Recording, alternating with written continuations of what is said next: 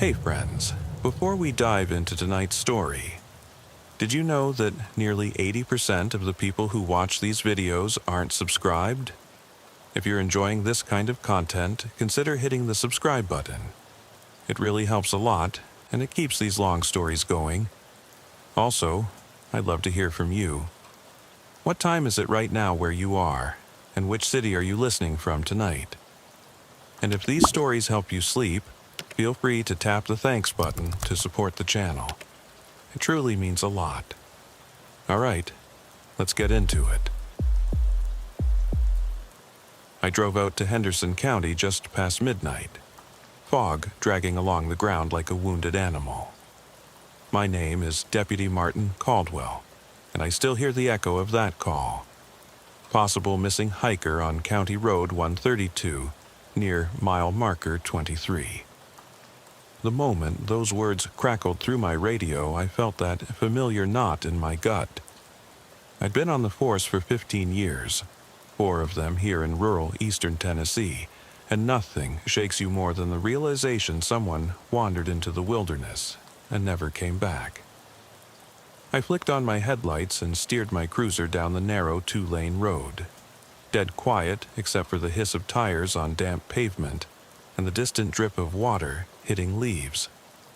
The dashboard clock glowed 0014, and I knew backup wouldn't arrive for at least half an hour, so it was on me to get out there quickly. I parked on the gravel shoulder under a fading sign that read, "Welcome to Hawk Pine," the letters chipped, the paint peeling. I grabbed my flashlight and radio, stepped onto loose gravel that crunched under my boots, and paused to let my eyes adjust. The sky was a vault of black, stars swallowed by fog too thick to see more than 30 feet ahead. I cursed under my breath, because in these Appalachian ridges, the fog makes everything look the same. Every tree becomes a sentinel. Every shadow could hide someone injured or worse. I hit the switch on my radio. Dispatch, Caldwell on scene. I'm heading on foot toward mile marker 23. No sign of vehicle or subject yet. Crackle of static, and then, "Copy, Caldwell. We have the husband's last known coordinates. ETA for search team is 15 minutes. Over." The reassurance was thin. 15 minutes means an eternity when someone's out there alone in the woods. The path cut through knee-high ferns and bramble, slanted uphill toward a ridge where, according to dispatch, Claire Peters had set out hours earlier. She was a 29-year-old teacher from Nashville. Adventurous, they said, but maybe a step too confident hiking alone. Her husband called in around 11 p.m. when she didn't return. He was frantic, typical Tennessee drawl shaking with panic. "She's been gone since 5 o'clock, ma'am.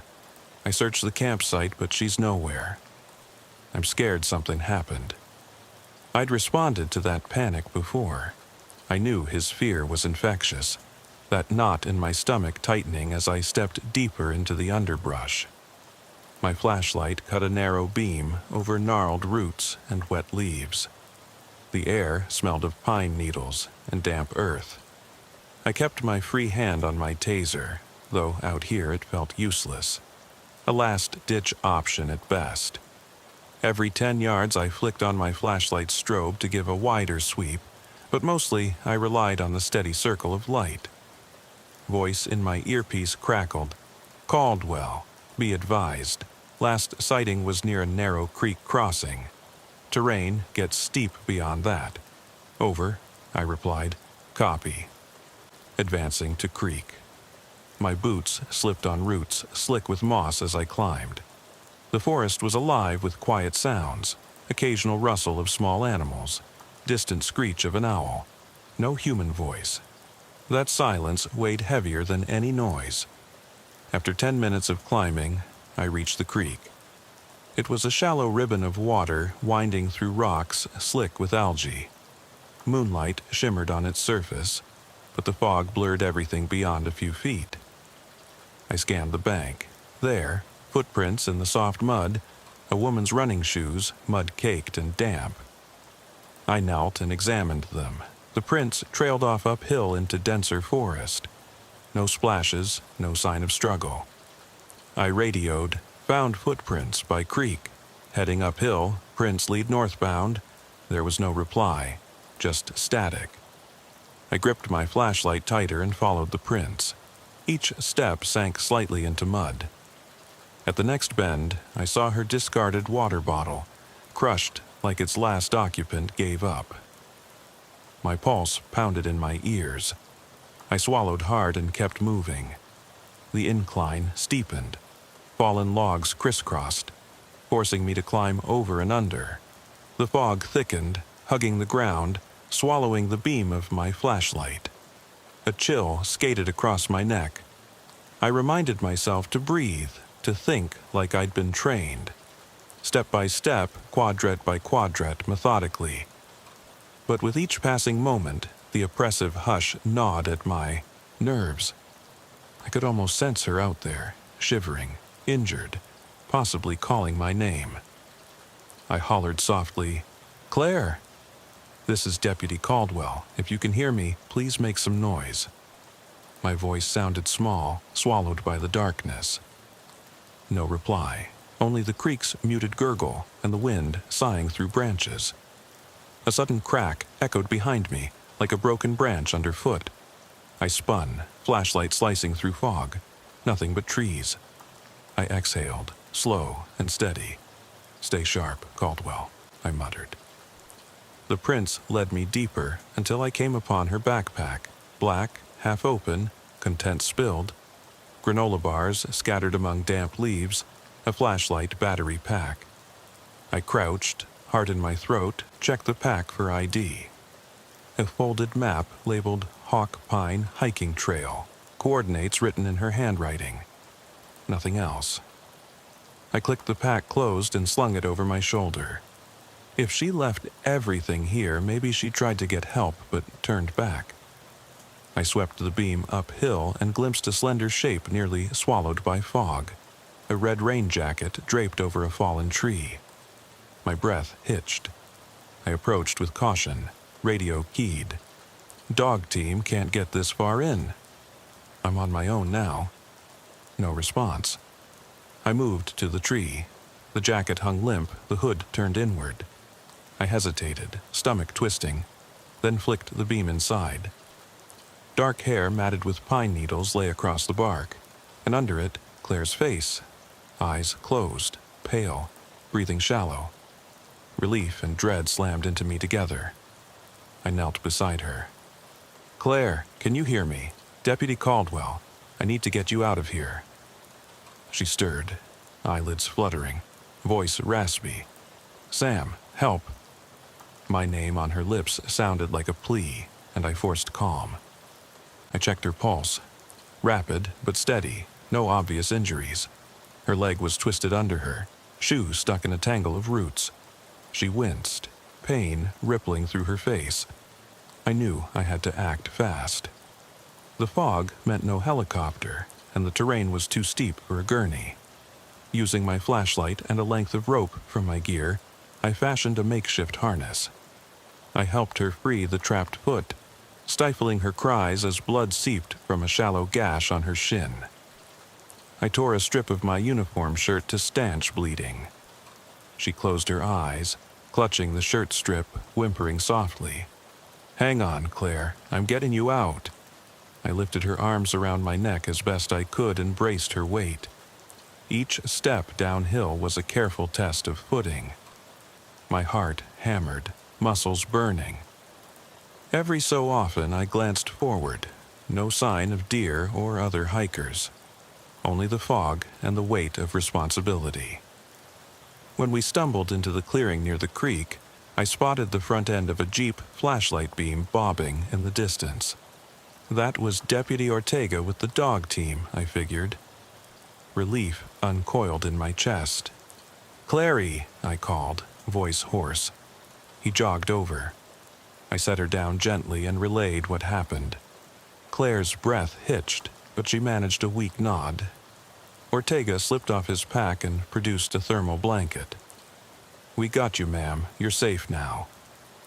I exhaled, muscles trembling, as they secured Claire onto a makeshift litter.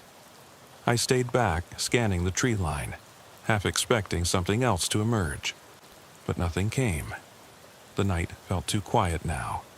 My radio crackled, the low hum of urgent voices. Caldwell, bring the subject to staging area. Medevac ETA is 10 minutes. Over. I leaned against a tree, letting sweat cool on my skin. Adrenaline receding, I felt every ache. Shoulders throbbing from lifting her. Ankles screaming with each misstep. But Claire was alive. I watched as Ortega's team carried her toward the staging area.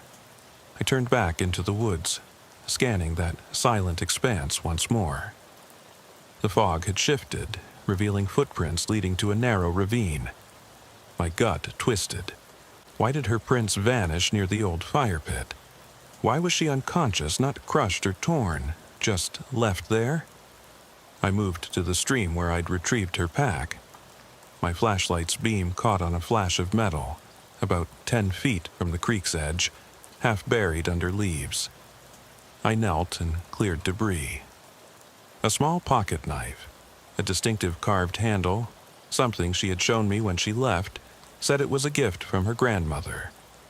I felt my breath catch, realizing she'd either dropped it heading uphill or something happened after. I radioed Ortega. Found her knife. It's the one she always carried. No signs of wildlife attack, no broken branches beyond footprints. Static, then. Copy. We'll send a unit to collect evidence. Return to station when you can. I finally let myself slump to the ground, exhausted, watching Claire's breaths form in the cold air as she was loaded into an ambulance. I cleaned mud off the knife with my gloved hand, carefully placed it in an evidence bag. My muscles burned from fatigue and my mind buzzed. Something about that scene didn't sit right. No broken twigs, no signs of panic beyond her stumble. It was too orderly for an accident. Regardless, I'd get her home safe. I buttoned my jacket against the damp chill and hopped up, trudging back up to the cruiser. The road glistened under thin layers of mist. I started the engine and radioed, "Ortega, I'm heading back to station. We need a full search of that ravine. I'll file my report en route. Over." The reply crackled. "Copy, Caldwell. We're on it. Over."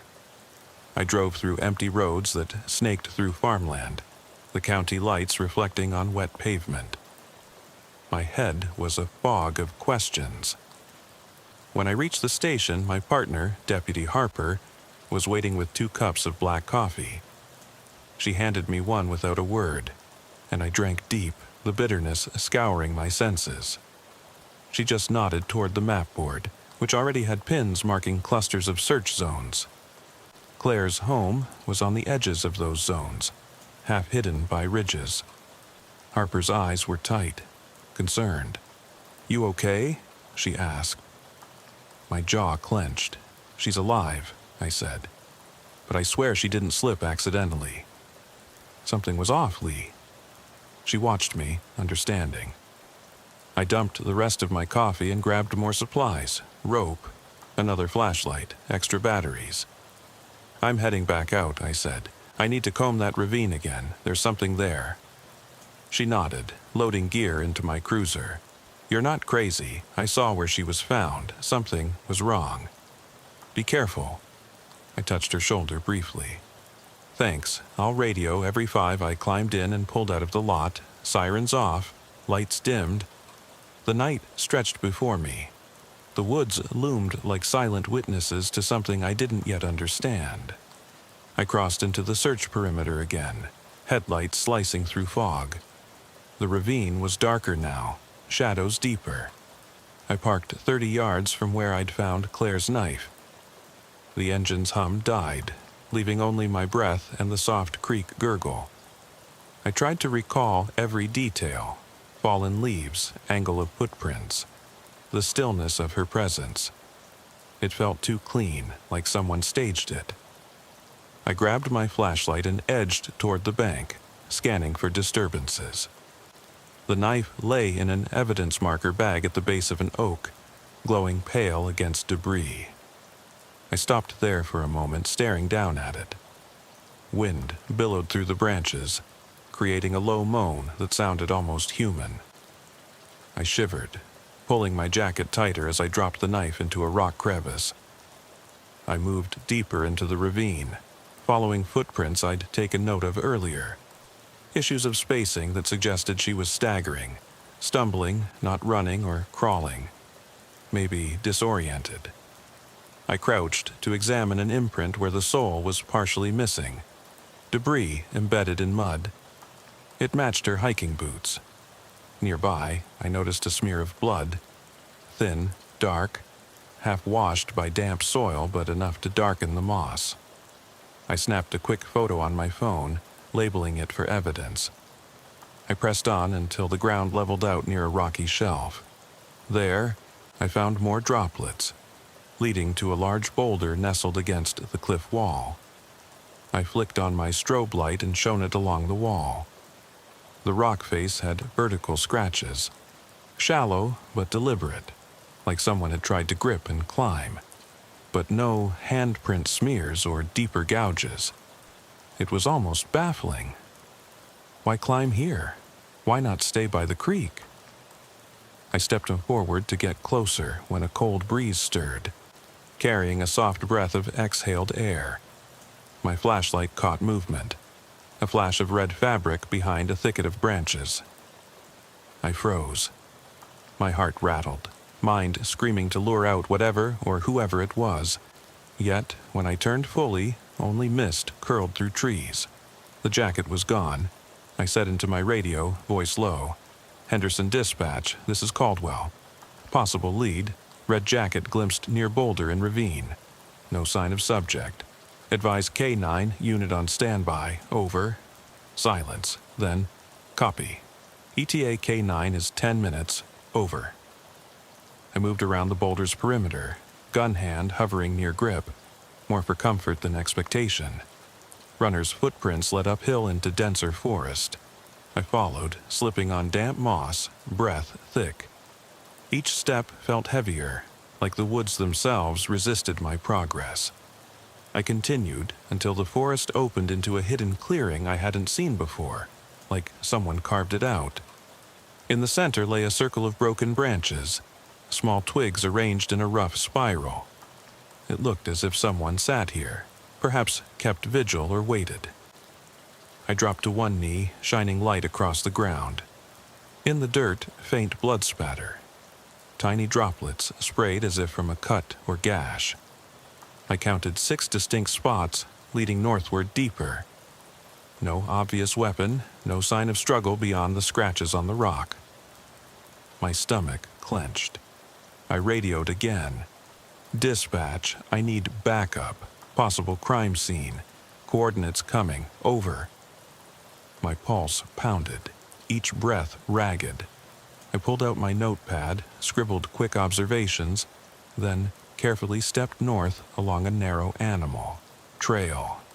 The moonlight faintly illuminated twisted roots. The trail turned sharply east, hugging the cliff face. I glimpsed another smear of blood on a low-hanging branch, dark against pale bark. I pressed a hand to it, sticky and cold. I needed gloves. I cursed under my breath and dug them from my pocket before pressing on. The trail dipped into a shallow draw where water pooled in a hollow. I crouched, shining light into the pool. The reflection rippled in the beam. At the edge, I saw a tangle of hair. My breath froze. I stooped, grains of mud raining into the hollow. The hair was dark, wet and matted, coated with mud. I gently parted strands, revealing Claire's face half submerged, her eyes closed, pale lips parted. A pain lanced through me. She was breathing, faintly. I knelt, scrambled to unsling her pack, wet, heavy, emptied first aid kit, offered her water. Her eyelids fluttered. She rasped, "Sam." I reached down to lift her head, but something snagged my boot. A rope looped around my ankle, tied off to a protruding root. I froze. My flashlight beam caught the rope's frayed fibers, old, dusty. My mind screamed that someone set this. I yanked my foot free, heart leaping. I knelt beside her, checking vitals. She was alive, but hypothermic. Her clothing was soaked through. I grabbed her jacket, cutting a strip to wrap her head. She murmured incoherently, pain twisting her features. Something was off, scratches on her arms, thin, superficial, not enough to be self-inflicted, more like she hauled herself through brambles. I bolstered her head on a pack strap and whispered, "Hang tight, Claire. We're going to get you out." I checked my pocket watch, 2:17 a.m. K9 unit should be close. But something told me I wasn't alone. The clearing was sealed by tall pines, trunks like silent watchers. My beam caught movement at the edge, a flash of eyes, complete stillness. I snapped the beam in that direction. Nothing. Still, I felt watched. I hollered, voice echoing, "If there's someone out here hurting her, you best show yourself." My words sounded hollow, swallowed by trees that offered no reply. I hefted Claire, alert for any trap. The ground here was muddy, slick. Every step required a careful balance of weight. I tried to concentrate on the path, but the weight of her unconscious body burned my arms. My flashlight's batteries flickered. I snapped in fresh ones, the beam cutting through fog again. I heard a distant whine, dog yelp, then bark. The K9 team. Relief crashed through me and I headed uphill, stumbling over roots, branches scraping my arms. Up and up until I cleared the draw. The staging area lights came into view, blue and red flares marking where Ortega and 2 other deputies waited. The K9 handler, Detective Rossi, was kneeling beside his German shepherd, Zeus. The dog's hackles raised as I approached, sniffing the air. I laid Claire down gently, and Rossi grabbed medkit and blanket. I relayed information. Blood smears, weird rope trap, that spiral of sticks.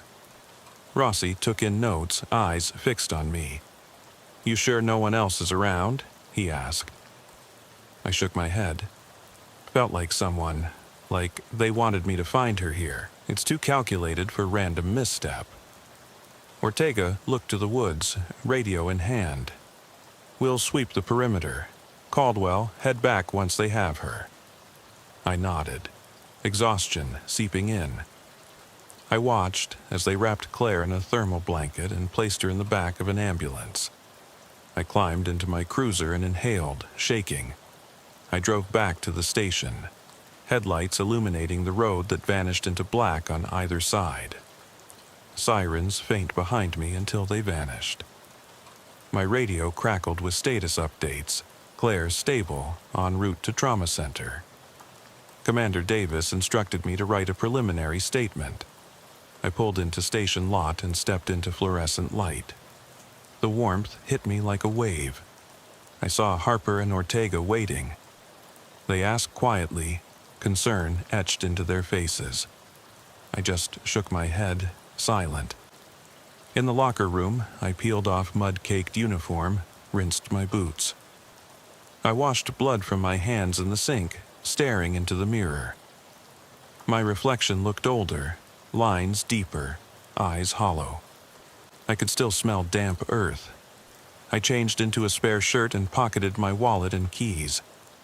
I needed to talk to someone higher up, maybe the county sheriff. Something wasn't right. I grabbed my notepad and headed toward the squad room. Inside, the fluorescent hum made me flinch. I found Lieutenant Rivers leaning over maps spread across a table. He looked up, exhaustion in his gaze. "Caldwell," he said. "We have Claire at Wake Forest Baptist. She's stable. Trauma unit will monitor overnight." Relief coiled in my chest. "Good," I replied. But there were footprints beyond the ransacked creek. I found more blood near a spiral of sticks. Also a rope trap around a root, tied old and dusty. Rivers frowned, rubbing his jaw. Spiral? Ropes? That suggests someone was out there, monitoring her. Someone wanted her, not just lost. I pulled up boots and coat by the door, voice low. Exactly. I found her near a boulder in the ravine. No witnesses, no cameras, but I saw a flash of red fabric. There's someone watching these woods, maybe someone who lures hikers. He nodded, glancing at Ortega and Harper, who stood behind me. We'll assign a task force. You get some rest. We're meeting at 7 a.m. to review evidence. I straightened. I need to go back out. There might be more clues. He paused, weighing. You did enough tonight. We're sending a patrol detail at first light. You stay fresh. I nodded reluctantly. I left the station, dawn still hours away. The lot was empty except for patrol cars. I pressed my palm to my badge, feeling its cold weight. I drove home, the coffee shop sign near the highway just flickering on. My apartment was quiet. I made instant coffee and sat at the table, notepad open. I wrote down every detail, her footprints, blood smears, strange spiral. I reread my own words, felt the adrenaline settle, leaving nerves raw. I tossed the notepad aside and stared at the ceiling until bleary hours slid by. By 0600, sun still low, I forced myself to shower, dress, and head back for that 0700 briefing. I glanced at my reflection again, hair disheveled, eyes shadowed. I exhaled, determined. Something ugly lurked in those woods. At 7 a.m., the briefing room was packed with deputies, detectives, and forensics techs. Maps littered the walls, pins marking where Claire's items were found. Lieutenant Rivers took the lead. We have two main areas: mile marker 23 Creek and the ravine clearing. Blood samples have been sent to the lab. Claire's boots were too muddied for immediate prints, but we have photos. Task force will split. Caldwell, Ortega, Harper, and Detective Rossi will resweep the ravine. Tech team will check orbital helicopter for thermal scans. My stomach churned, but I nodded. We reviewed satellite images on a screen. Dense canopy, pockets of wetlands. No trails visible beyond the main path. Rivers pointed to a narrow ridge. We believe whoever did this used old logging roads. They knew the area. We need to close those access points. I thumbed my notepad, noticing scribbles. Spiral of sticks survivors? A detail no one in the room had mentioned. I cleared my throat. Sir, what about that spiral? I found it near the boulder. Seemed ritualistic. Rivers's eyes narrowed. Spiral? We didn't hear about that until your statement. Flores noted. Could be marking territory or leaving a message. Either way, keep eyes peeled. The meeting adjourned, and we geared up for the morning search. The ravine team drove to the pullout. Sun still rising behind smoky haze. Backpack stuffed with supplies, I stepped onto loose gravel and scanned the tree line.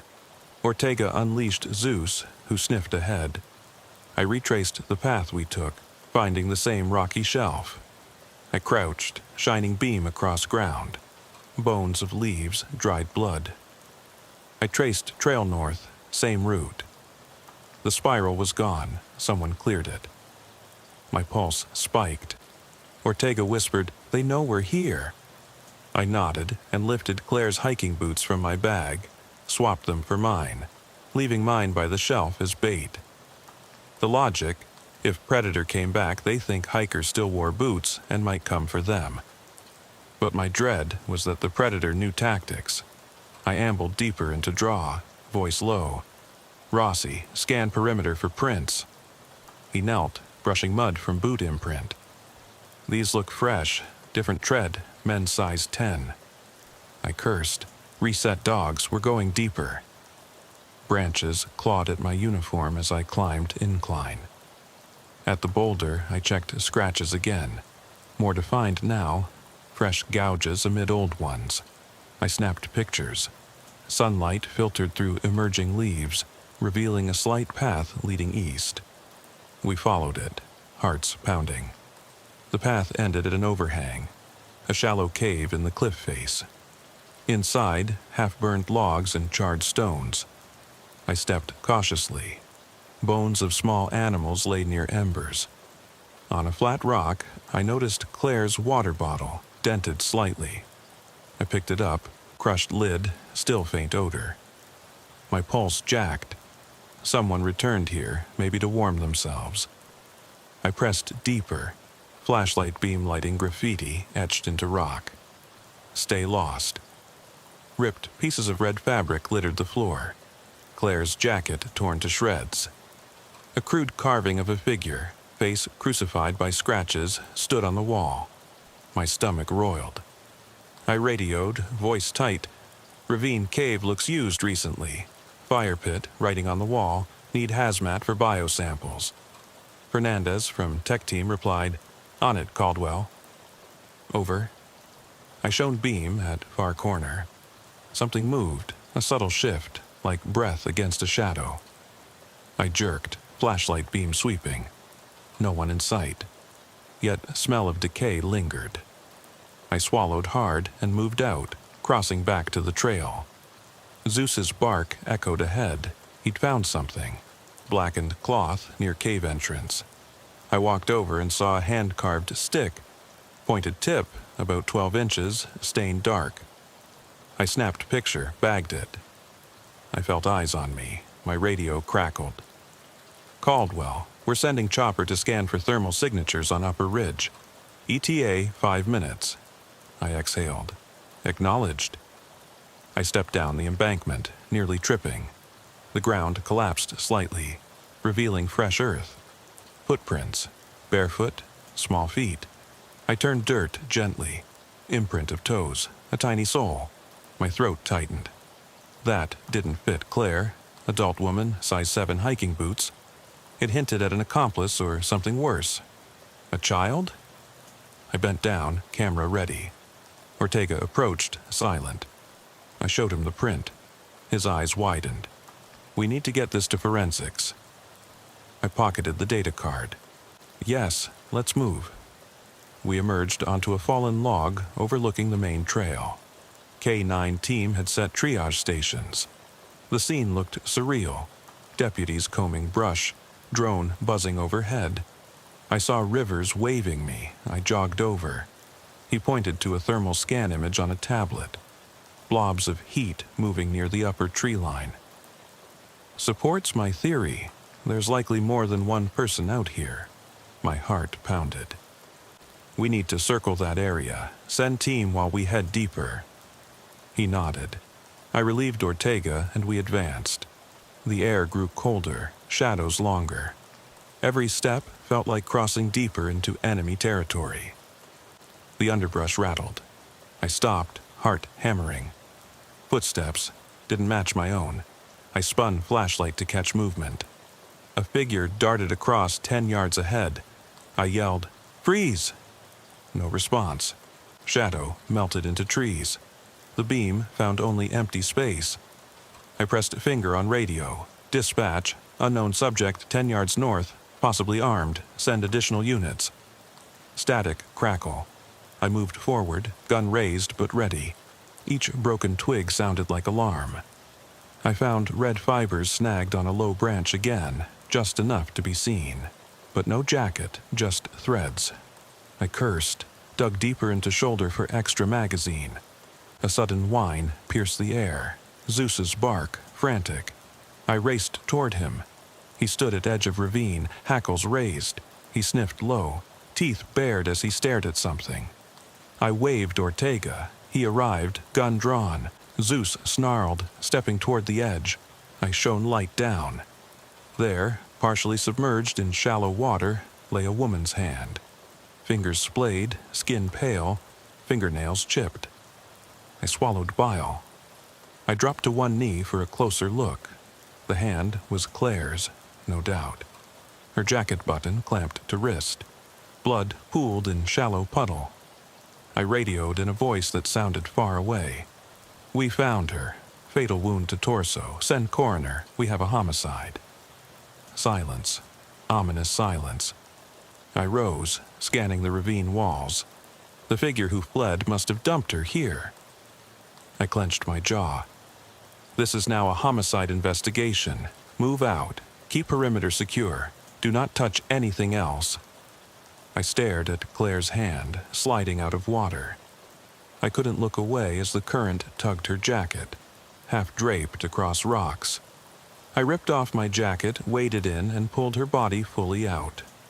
Her face was pale, eyes closed as if asleep. She had no defensive wounds. It looked surgical, knife to gut, almost precise. My stomach rolled. I stumbled back, knelt in mud, pressing coat to her chest to slow blood. I felt bile rise, but I forced it down, swallowing back on tears. My radio crackled.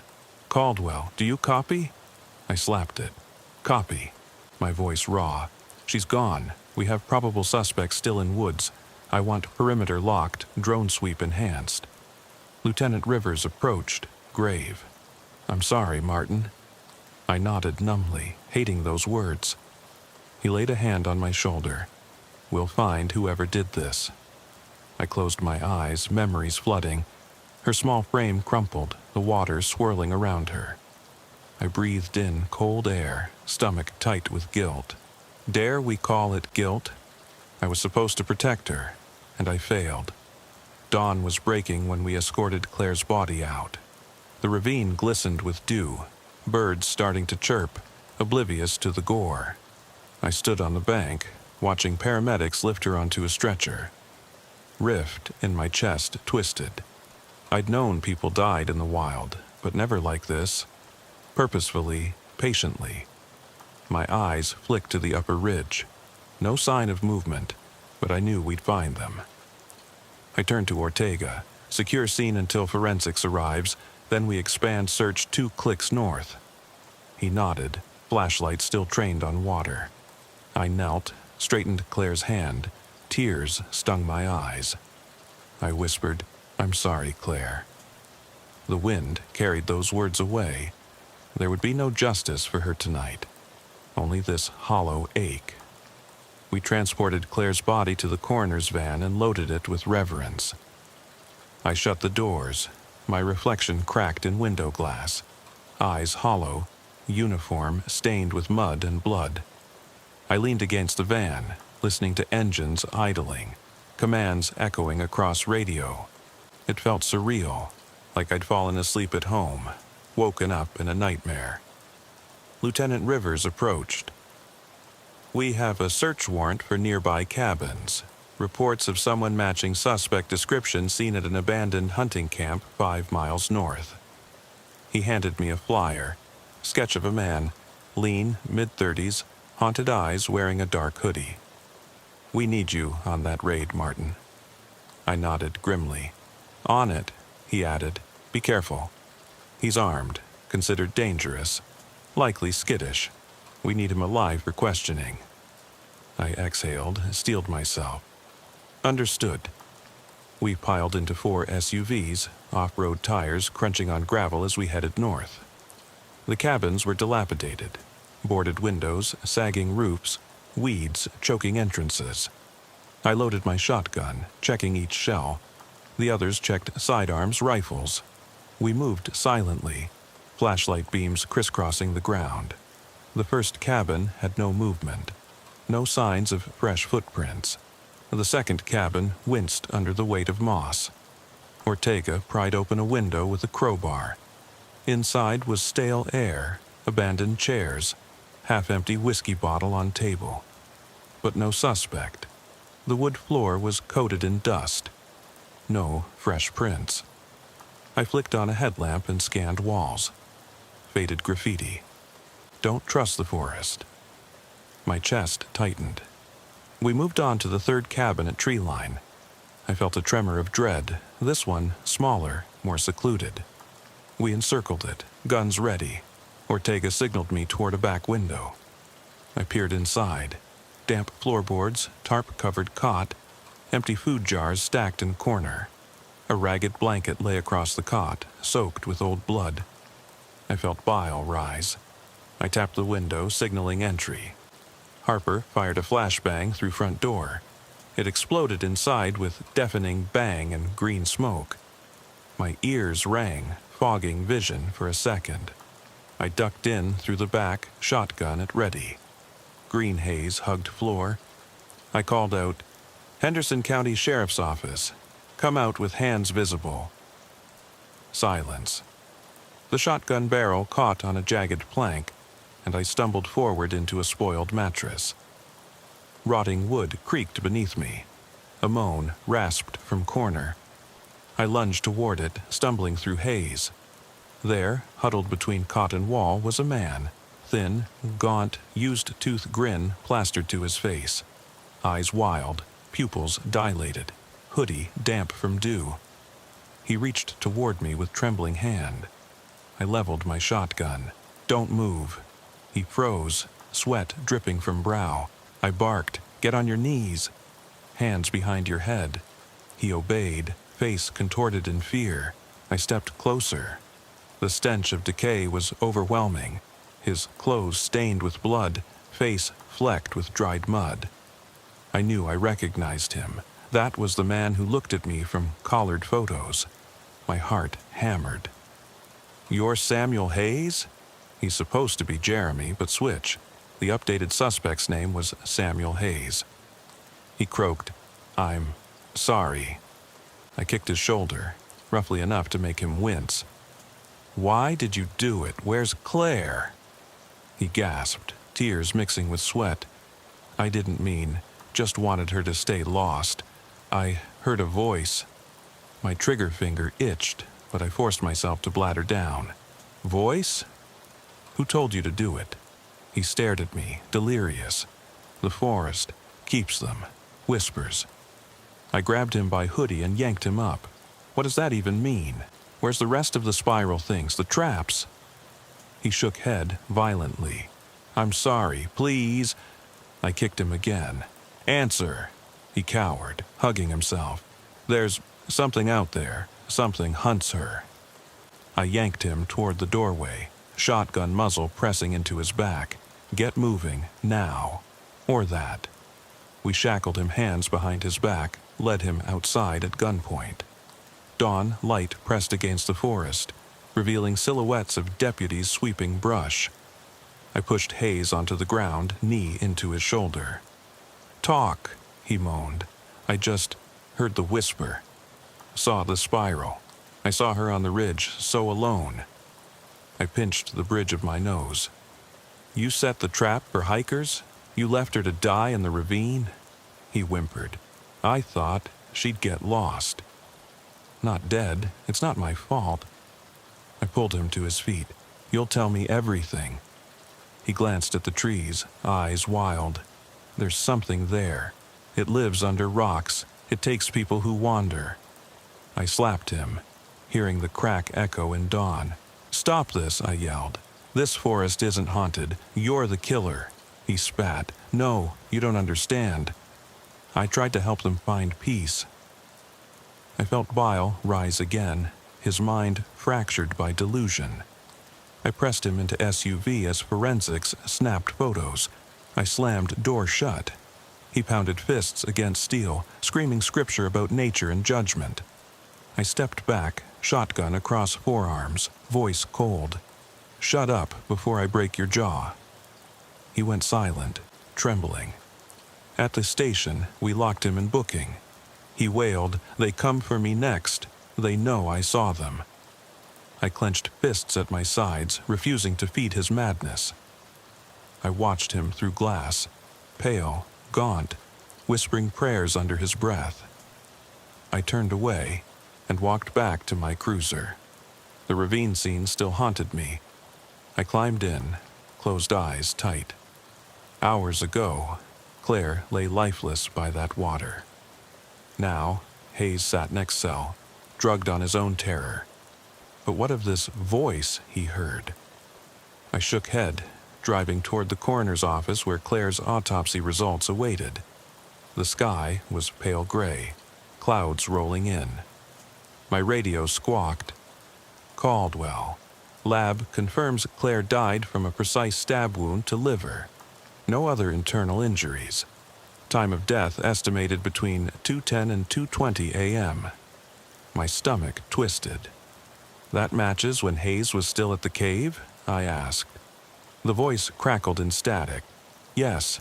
His prints found on knife handle. Blood on boots matches victim. I exhaled slowly. Understood. I shut off radio. I stared at curved road, tree line blurred by mist. Hayes was guilty, but something still didn't fit. The spiral of sticks, his muttering of voices, the rope trap. I shook it off. My mind's tired, I muttered to empty car. I watched tree branches sway, shadows in already greening leaves.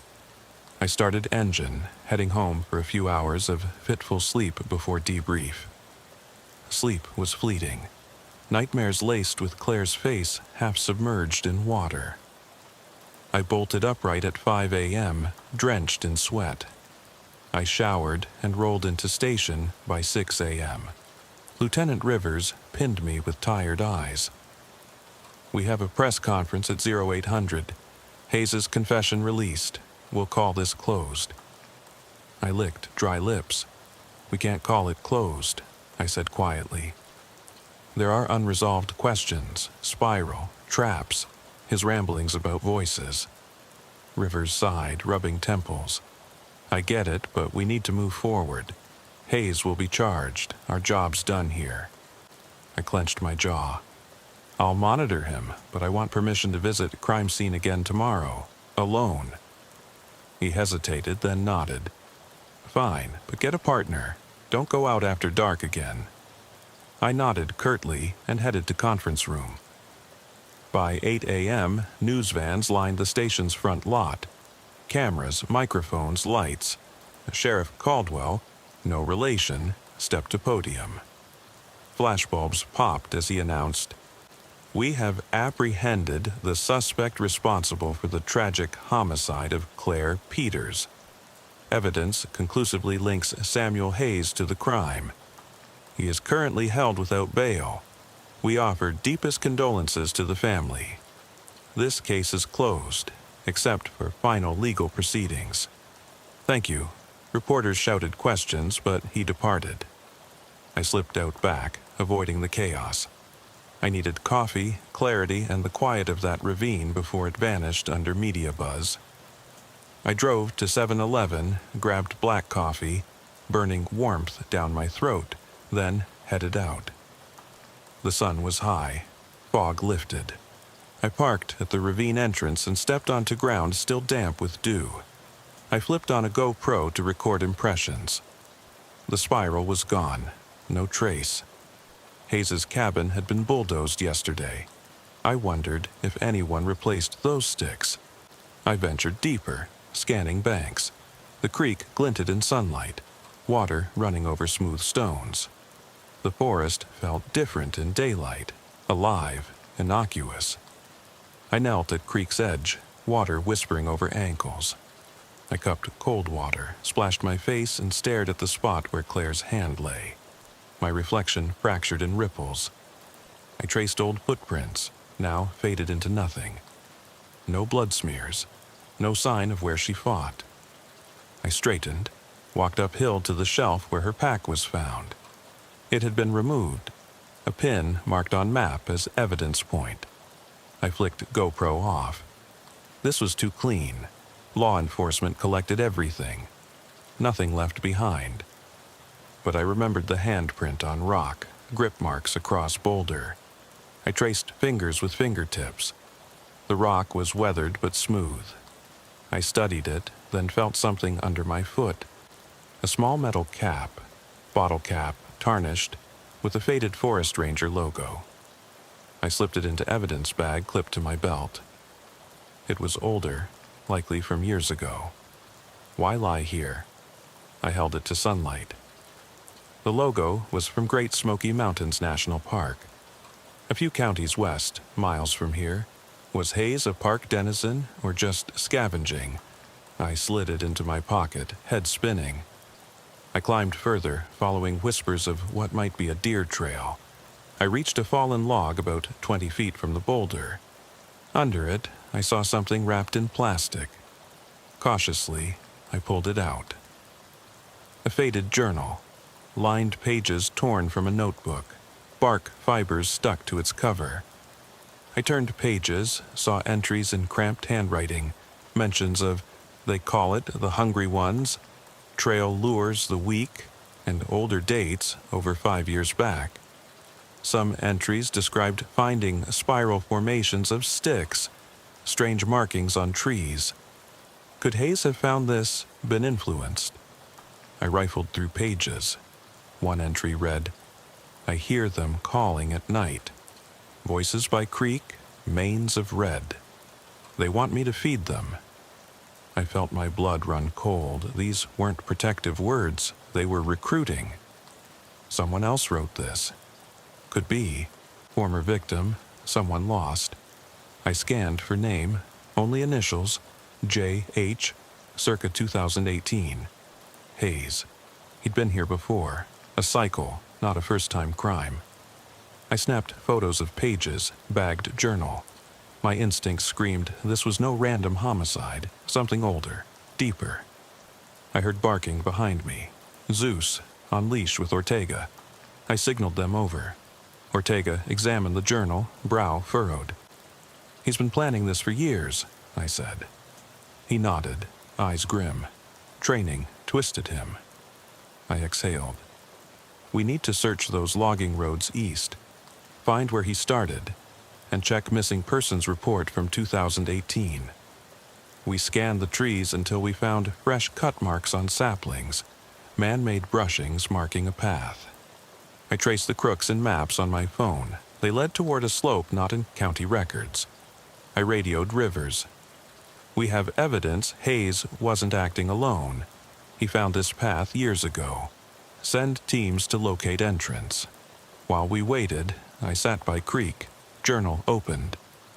I read, "Tonight I will bring them someone fresh." They choose at random. Tonight they called for a woman in red. My chest tightened. That was Claire. That explained the spiral. There was ritual. Something in that journal wanted to perpetuate harvest. I snapped journal shut. He was a vessel, not the source. Ortega placed hand on my shoulder. "Now we dig deeper." I nodded, fear coiling tight. Later that afternoon, we staked out the logging road entrance. Sheriff's unit, Border Patrol liaison, and state game warden gathered. Ranger Jacobs from GSM National Park joined. I introduced myself and handed him journal pages. He read silently, eyes widening. "This describes tribes of hungry spirits said to inhabit rock fissures. Local legend, never believed. But that swing of sticks, that ritual would guard their den." Fear rose in my gut. So Hayes worshipped this? Jacobs nodded. Either that, or he's been driven mad by isolation. But there's something in those mountains. Folks who vanish say they hear voices calling their names. I swallowed hard. "We have to find that den?" He motioned to slope. "It's here. The fissure opens near that ridge. We find it. We might find more victims, or stop anyone else he planned to sacrifice." I shivered, remembering Claire's eyes underwater. "Let's move." We formed a line, weapons low but ready, flashlights at hand. The forest was eerily silent. No birds, no rustle. Sun dipped behind ridges. I stepped forward, chest tight, walking into the mouth of the abyss. We descended into a valley carved by centuries of water, walls of rock rising on either side. The journal described markings, ancient grooves on stone walls. I shone my flashlight at a large rock face. There, scars etched into granite, half eroded but still visible, curved lines forming a spiral, faint as bone beneath moss. I traced a symbol with gloved finger. Goosebumps prickled my skin. Jacobs whispered, "The entrance should be just beyond." We moved as a single unit, boots crunching. The gorge narrowed until only 5 of us could stand abreast. The air grew colder. Breath puffed in our lights. I felt a weight in my chest, like the darkness had mass. I pointed to a small opening at ground level, half hidden by ferns. No taller than 2 feet, but jagged edges. Jacobs knelt, brushing leaves aside. This is it. He pressed hand into moss, smudging a faint red powder, clay mixed with iron oxide. Blood? He said. My breath caught. I shined my light inside. The cavern extended into blackness, narrow, maybe 20 feet before widening into a larger chamber. I swallowed, steeling myself. I'll go first. I stepped in, crawled forward until light from outside vanished. The chamber opened, ceiling low. My flashlight flickered as I scanned floor. Bones, small bones. Rodent, raccoon, and further in, human remains. A leg bone cracked cleanly, with a faint dagger cut. My vision blurred. I knelt, heart hammering, and took pictures. The odor was musty, metallic. I wiped sweat from brow and continued deeper to a shallow depression where ashes lay. Burned fabric threads stuck to charcoal, red fibers, Claire's jacket remnants. I exhaled, ragged. Someone came here after burning. I rose, shone beam at walls. Symbols matching spiral outside were carved here, deeper. The spiral seemed ritualistic, a binding circle. I noticed small niches in the walls, carved hollows each holding a stone. I pried one free, smooth, black, almost warm. My eyes stung as I realized they held grease. Animal fat. I looked around, 3 more stones missing. They took offerings, I whispered. Footsteps behind me. Harper and Ortega. They scanned cave as if expecting movement. We should call for forensics, Harper said. I shook head. No, we need suspect alive to tell us where next offerings were taken. He mentioned more victims from past. Ortega shone beam to the right, found a narrow crawl space. I squeezed through, heart slamming. It opened into a domed room. Floor flat, walls damp. In the center sat a rough stone altar, bloodstains crusted. Surrounding it, small items, an old locket, tarnished spoon handle, torn scrap of journal, entries I hadn't seen before. Tonight, we bring the red one. We give tonight to them. I reached for scrap, and a sudden tremor echoed through cavern. Something moved above us. I raised shotgun, heart racing. My light flicked upward to a slanted crevice overhead. In darkness, something slid. Shadow shifted. I whispered, "Move back." But before anyone could react, a low hum filled the chamber, a single note rising, vibrating through bones. It sounded like whispering voices, chanting in a language I couldn't identify. I looked at Harper. She paled. Ortega scanned frantically. Jacobs muttered, "I've never heard this in any legend." The hum grew loud, resonating off walls. My ears rang. I craned neck, shining light into shadows. I saw grotesque shapes, wooden idols carved into twisted, elongated faces, each mouth open in silent scream. Each idol perched on a small ledge above eye level, 4 in total, facing center.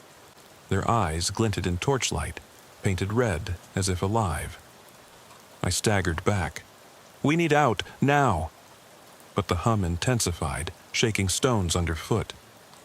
I stumbled, gun arm clattering. Light from beam jittered and went out, plunging us into darkness. Heart hammered, mind buzzing. I fumbled for extra batteries, hand trembling. The hum deepened, vibrating through chest. I heard scuttling, something moving behind idols. I reignited light and aimed upward. I saw them, pale, gaunt figures hunched behind stone ledges. 4 of them, packed in shadows. Eyes glowing a faint yellow, faces twisted beyond human. Their limbs were contorted, skin grayish but warm. They hissed, inhuman, something like clipped laughter. I swallowed bile. They dropped from ledges, landing on all fours. My torch beam caught glimpses of sinewy frames, elongated fingers brushing stone. I yelped, "Ortega, Harper, fall back!" They obeyed, racing back to entrance. I fired shotgun at nearest figure. Pellets slammed into flesh, but it barely flinched, advancing with jerking gait. I stumbled back as bullet casings clinked on rock. It lunged, and I backed into altar, wrenching off a stone idol. I swung at it, striking its face with metal clatter. It hissed, recoiled. I yanked a flask of lighter fluid from pack, found in gear by mistake earlier, and tossed it toward idols on ledge. The fluid splashed onto them and floor. I flicked my lighter, torching fluid in swirling vortex. Flames roared, licking idols and casting monstrous shadows on walls. Figures hissed, writhing under flame light. One screeched, truly inhuman scream, before collapsing into ash and bone fragments. Others leapt away, screeching, dissolving into black smoke. I kept flames high, chanting through fear. Finally, silence fell. Smoke filled chamber, stinging eyes. I coughed, dropped lighter. The idols lay half-melted, glowing in embers. I picked up the journal scrap that said, "Summon them in flesh." My hands shook. I sank to knees, chest heaving. I looked at the 4 niches, idol spots blackened. The cave felt empty, but I feared more could emerge. I scooped Claire's locket from altar, her treasured necklace, made of silver with engraved initials. I sank to knees, holding it close. Tears burned my eyes. She'd been here, trapped by this ritual, sacrifice for something beyond mortal. I stood and motioned others forward. We backed out, leaving flames to consume idols. At entrance, dawn's gray light seeped in, illuminating dirt and leaves. I stumbled to outside world, lungs burning. I collapsed, hands bracing on ground. Behind me, cave glowed red, smoke drifting into trees. Ortiz and Harper joined, pale, shaken. Jacobs watched from ridge, tears in eyes. "They're gone, for now," he rasped. I nodded, voice raw. "We need to seal this, bury lids in concrete, mark as hazard." He agreed. I stared at cave. Fear and sorrow mingled. Claire never stood a chance. She was fuel for something ancient, inhuman. We returned to station silent, haunted. That night I wrote my report. Evidence of supernatural elements, police findings, everything. Lieutenant Rivers read, face grim. "You want to put this in official record? You know how that sounds." I looked him dead in eyes. "We saw them with our own eyes, cannot ignore." He exhaled. "We'll contain it, but keep it off public record for now." I nodded, bitterness in throat. I returned to my apartment, body exhausted, mind racing. I sat at table, holy water and journal scraps laid before me. I burned pages that referenced ritual, casting ashes outside. I whispered a prayer for Claire. No peace would come for me, no rest. Later, night fell. I returned to Ravine one last time, covering entrance with concrete and boulders.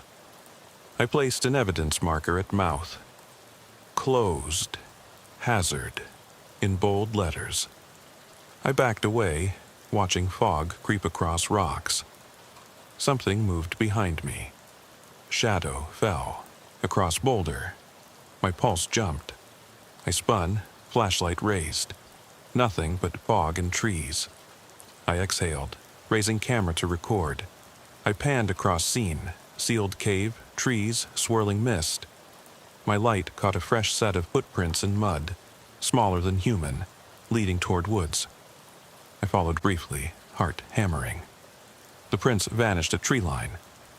I pressed camera's record button. Suspect presumed Eli. My voice quivered. I trailed off as I stared into darkness.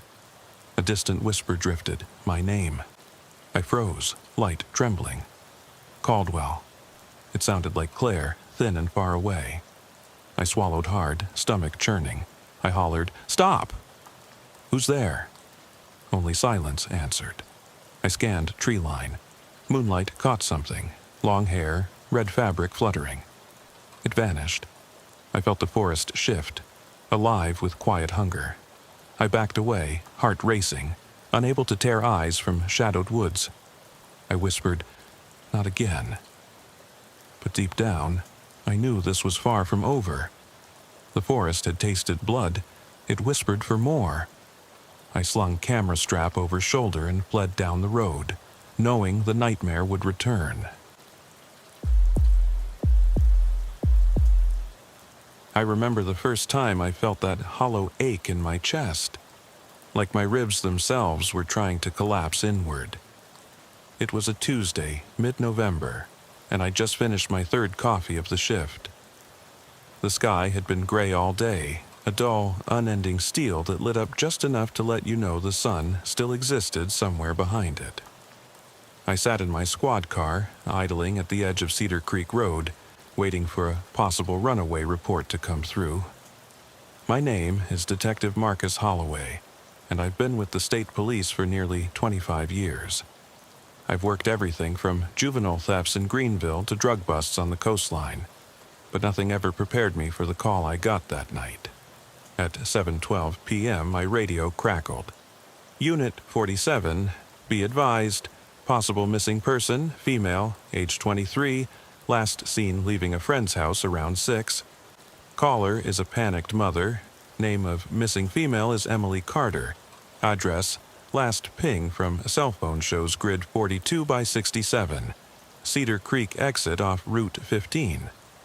Caller states daughter left with a friend to go hiking along Cedar Woods Trail, was expected back by 7. Caller concerned because daughter's phone is dead. No traffic on phone since 5:45. Over." The voice on the radio was calm and procedural, but I could hear the tension drifting in, colors of fear lacing the words.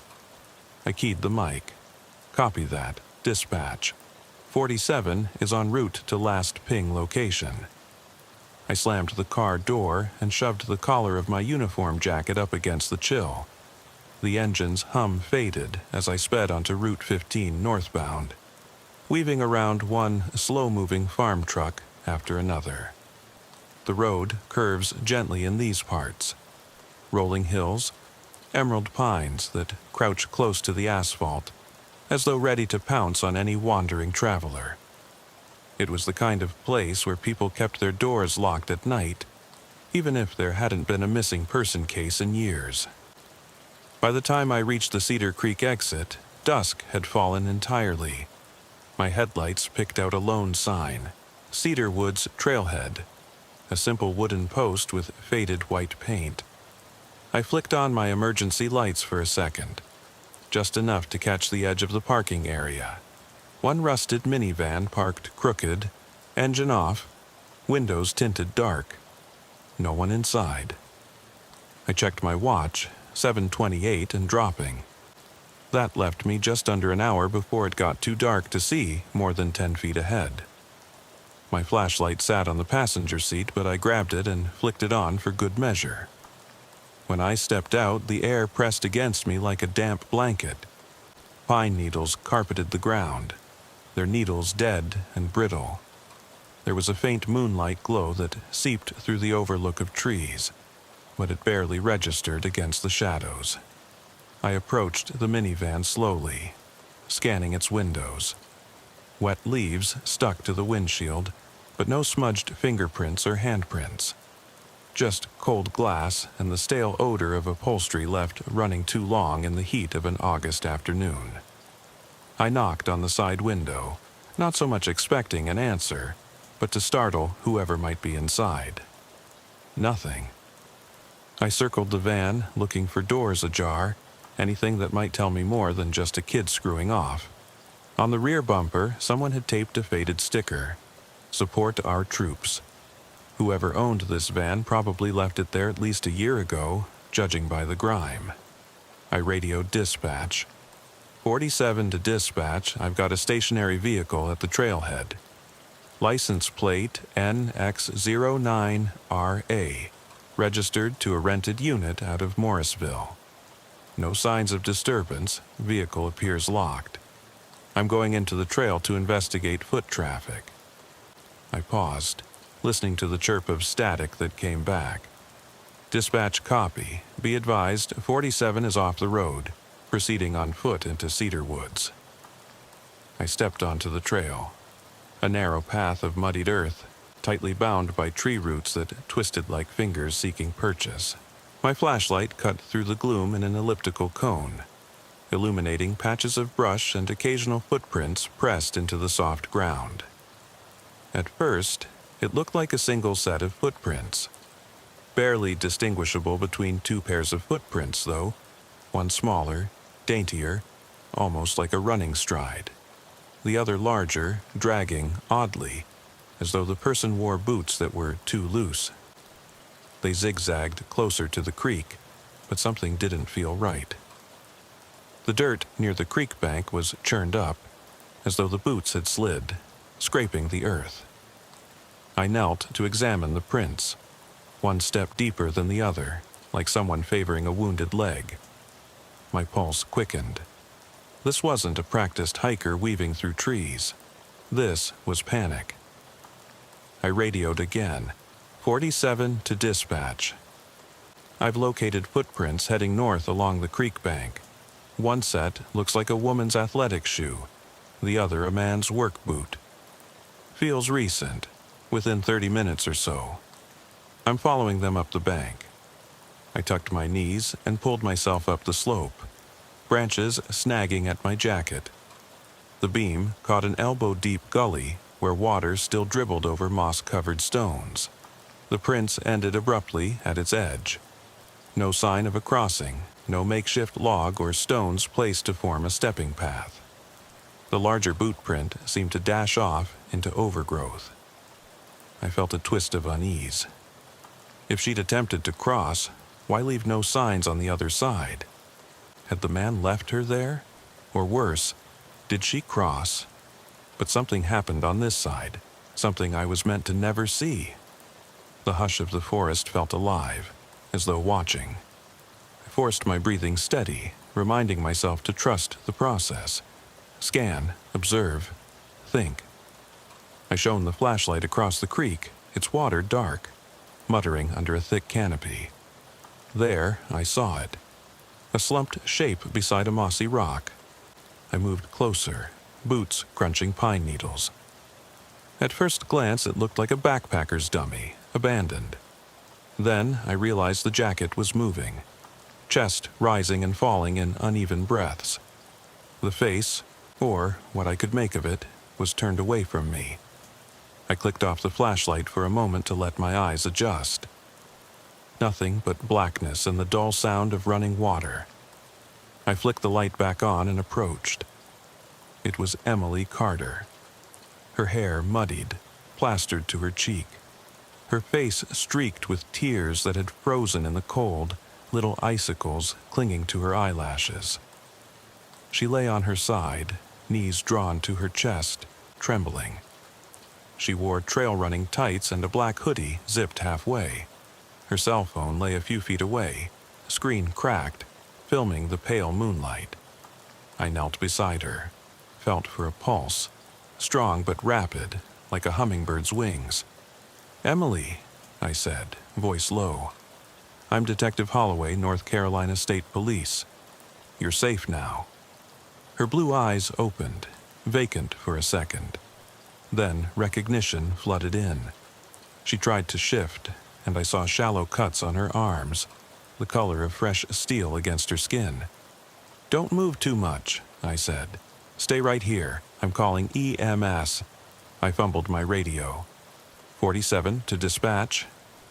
I found the missing subject, Emily Carter, conscious but injured. Shallow cuts to arms, hypothermic. "Please send EMS to Cedar Woods Trailhead ASAP." My radio crackled back. "Unit 47, copy that. EMS en route, ETA 5 minutes. I glanced at her backpack, zipped tight. I unzipped it carefully: wallet, granola bars, a nearly empty water bottle, and a small flashlight that was still blinking. No sign of a larger knife or any other possessions. I felt a fresh twist of unease. No belongings to show a plan, no map, no extra jacket, just her phone's battery dead, and a single flashlight that somehow made it to this far-out point. Who was she with? Why were those boot prints, possibly a man's boot prints, beside her? And how did she end up unable to cross the creek? I turned back to her. "Hey, Em, can you tell me what happened? Do you remember hiking with someone?" She blinked, processing. She lifted her head slightly, speaking through chattering teeth. I came out with my boyfriend. His name is Steven. We planned this trip weeks ago. He said he had to show me this clearing with the big rock. But when we got here, he got a phone call. Said his family had an emergency. Something about his sister.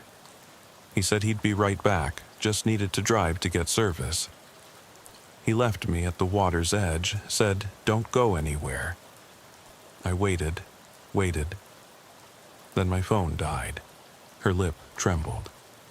I fell asleep, woke up freezing, tried to cross the creek to get help. But the current was stronger than I thought. I lost my footing and fell. I crawled back here, but I couldn't make it to the trail.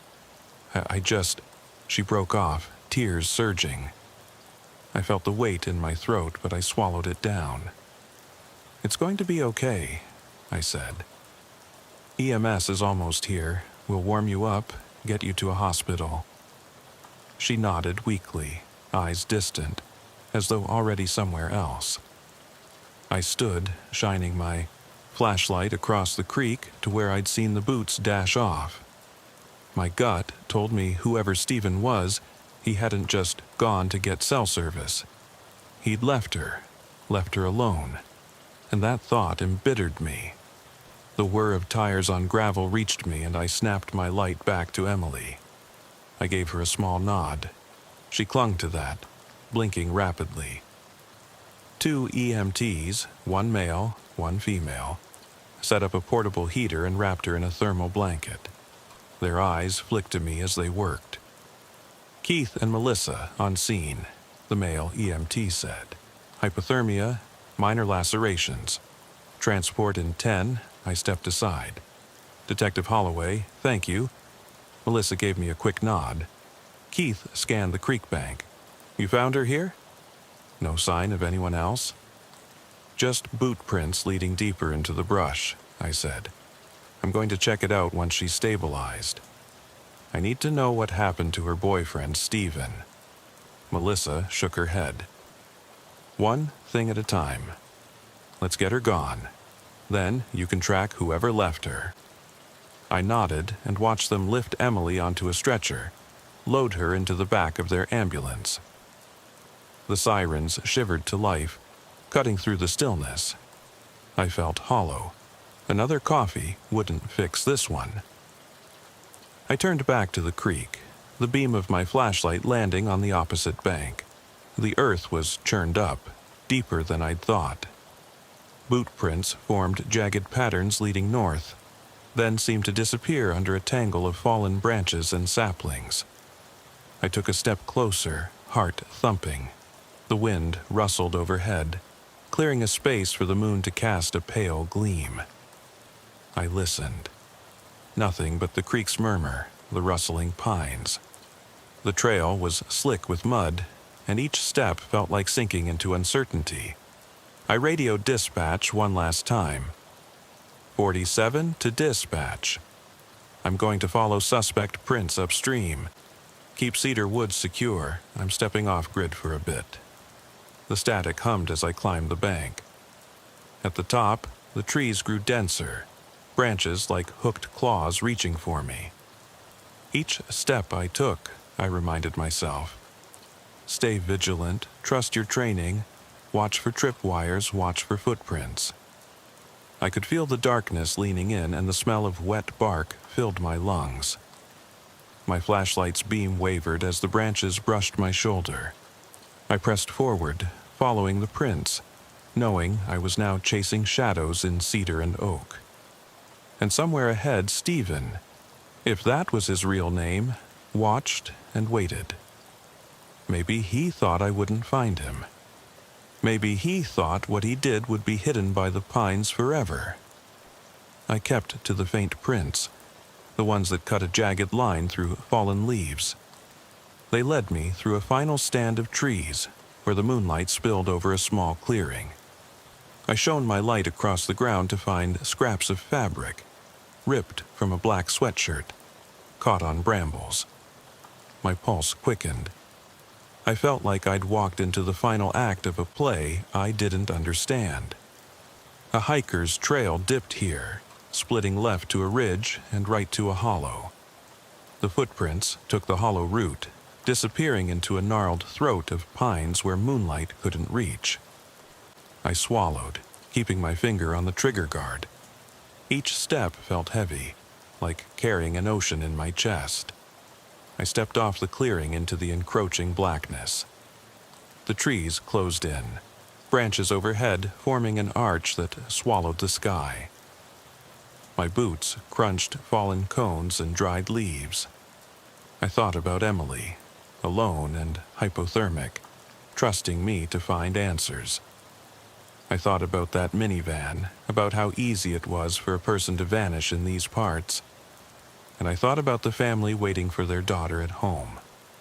How they'd blame me if I didn't find her boyfriend and learn what happened. I followed the prints, running my light over mossy trunks and jagged bark until I saw them again. Deeper, more haphazard, as though the person had stumbled or tried to flee in panic. My blood sang with tension. The forest felt alive, something rustling beyond the flashlight's reach, a low breath that didn't belong to me. I stopped, held my breath, eyes scanning. There was a fallen log a few feet ahead, my light slicing through the darkness. On the log, I saw a smear of dark liquid, fresh, and a single blood-stained handprint. That handprint was neither Emily's nor mine. It was larger, calloused, like someone who did hard labor. I pressed my fingertips to the bark, feeling the warm tackiness of it. My gut churned. Then I heard it, a soft crack, like something snapping behind me. I spun. Flashlight beam jagged across the forest floor, but saw nothing. Just the high-pitched whine of wind through needles. The creek's babble was still audible somewhere behind me, but it felt distant now, as if I'd crossed into another world where water was a memory. I took a single step forward and nearly tripped over a twisted root. I caught myself, steadied my breathing. "Stephen," I said, voice low as though speaking to someone standing, right behind me, though I knew he wasn't. He wasn't that careless. He'd drawn me here for a reason. Up ahead, the footprints led to a fallen sapling, 12 inches in diameter. The boot prints ended exactly where the sapling lay, as if someone had dragged a body over it. I knelt and brushed aside wet leaves, found more blood, nearly black as it soaked into the soil. I sucked in air, pushing panic down. I radioed in. 47 to dispatch, possible homicide, multiple blood smears, suspect prints. I need backup and crime scene unit to Cedar Woods Trail, second clearing north of initial location. Over. The voice on the radio responded within seconds, terse and professional. Copy, 47. Additional units are en route. ETA 5 minutes. 5 minutes felt like a lifetime. I stood, flashlight skimming the tree line. My breath fogged in the beam. Each tree loomed tall, a silent witness. I tightened my grip on my Glock, feeling the familiar weight soothe me. I stepped further into the pines, stepping carefully over exposed roots. The forest floor sloped gently into a narrow ravine, where the creek whispered beneath dark boulders. I could see footprints crossing the rocks, dragging traces of mud and blood. They continued on the far side, climbing a short, steep bank that led to another clearing. The moonlight here was dim, filtered through dense branches, but I could see something at the center of that clearing. A second fallen sapling with dark stains, and beyond it, nothing. Just more trees. I swept the flashlight and caught a flash of white, like cloth, tangled in branches. I forced myself forward, each step measured, till I reached that second sapling. The blood there was thicker, congealed into pools where the wood had split. It looked like someone had tried to break through, maybe a struggle. I crouched and found a scrap of fabric dangling from a bramble 50 feet ahead. My heart pounded as I lifted it. Torn, black cloth, part of a hoodie sleeve. I remembered Emily's hoodie, half-zipped. This was darker, heavier fabric, like a sweatshirt made for cold nights. Whoever wore it knew these woods. I slipped the scrap into an evidence bag and stood. My light caught movement. A breeze rocked a lower branch and revealed a narrow path descending into shadow. The footprints led there. I wiped my forehead, cold sweat tangling my uniform. I thought about calling it in forensics right then and there, but I had to see it. The next clue, the next trace. I stepped down into the ravine where shadows clung thick, branches overhead like skeletal fingers. My flashlight barely penetrated it. I followed the path a few yards until I came to a rock slab jutting out over the creek. It was slick with moss, and the water had lapped against its base. On top, I saw a pair of footprints, bare and pale, foot size that matched Emily's, pressed into damp moss. Next to them, the larger boot print was pressed deeper, as though someone had stabbed a boot into the moss, leaning hard. It didn't make sense. How could someone stand there without sliding? Unless this wasn't just ground, but part of a creature's den, something that moved between creek and forest, something strong enough to hold a grown man in place. The thought prickled my spine. I aimed my light up the bank and saw the path slump into darkness. It curved around a bend. I lifted my radio. 47 to dispatch. I'm requesting immediate backup to my location. Ravine just south of 2nd Clearing. Possible struggle site with additional evidence. Over. The response was near instant. 47 copy. Backup ETA 2 minutes. 2 minutes. I felt the blood in my veins slow, as though time had elongated. Here I was, alone in the woods, chasing something that could kill. I moved toward the bend, each step deliberate. The ground sloped steeply and I slid once, catching myself on a nearby root. My light flicked across a mossy log and a small twisted ankle of what looked like a human skeleton, bleached white. My chest constricted. I knelt, shining my light on the thigh bone. It was a deer's leg. False alarm. But the way the hoof lay half buried in mud felt too deliberate, too neatly placed. I shook my head, forcing down the tremor in my fingers. I could imagine someone leaving animal bones to mock me. I knew by now the outline of these woods. They were old, filled with stories of hunters and loggers who vanished. There were rumors of illegal meth labs, occult rituals by troubled souls. But none of that mattered. Right now, I had to keep my wits.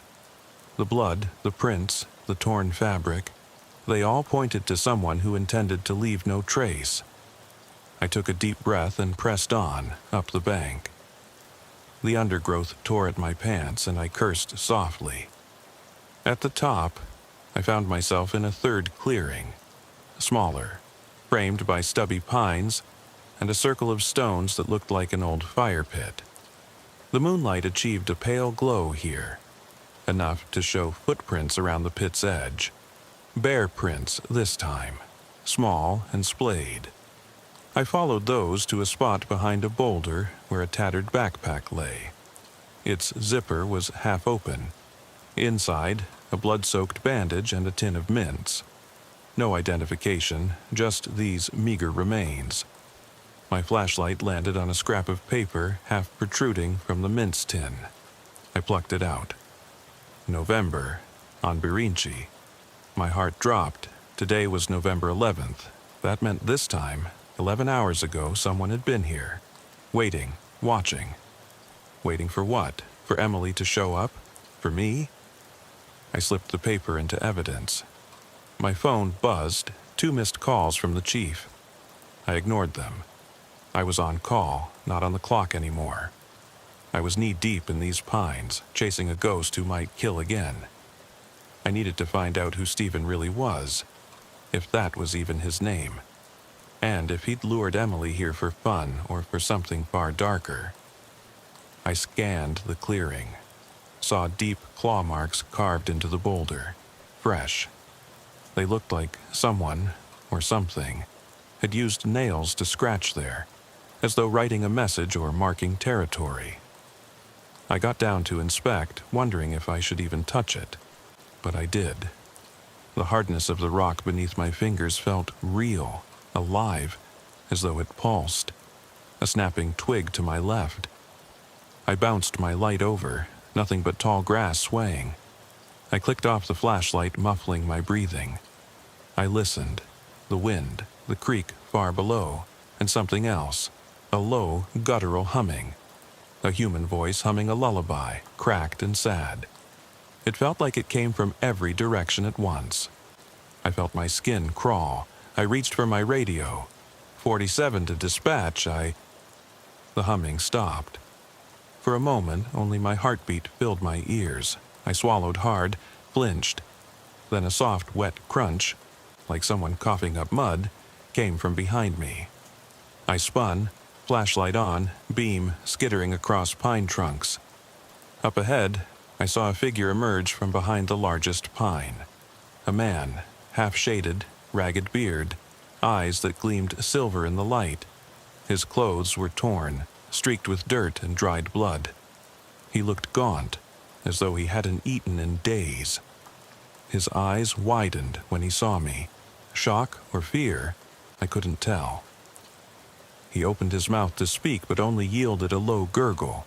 His right hand clutched a hunting knife, the length of it smeared with dark material that glinted in the light. "Don't move," I said, hand on my holster. It felt heavy, absurdly heavy in my hand. He took a stumbling step back, eyes darting to the trees behind me, maybe looking for escape. Instead, his breath came shallow, loud, like he'd run for miles.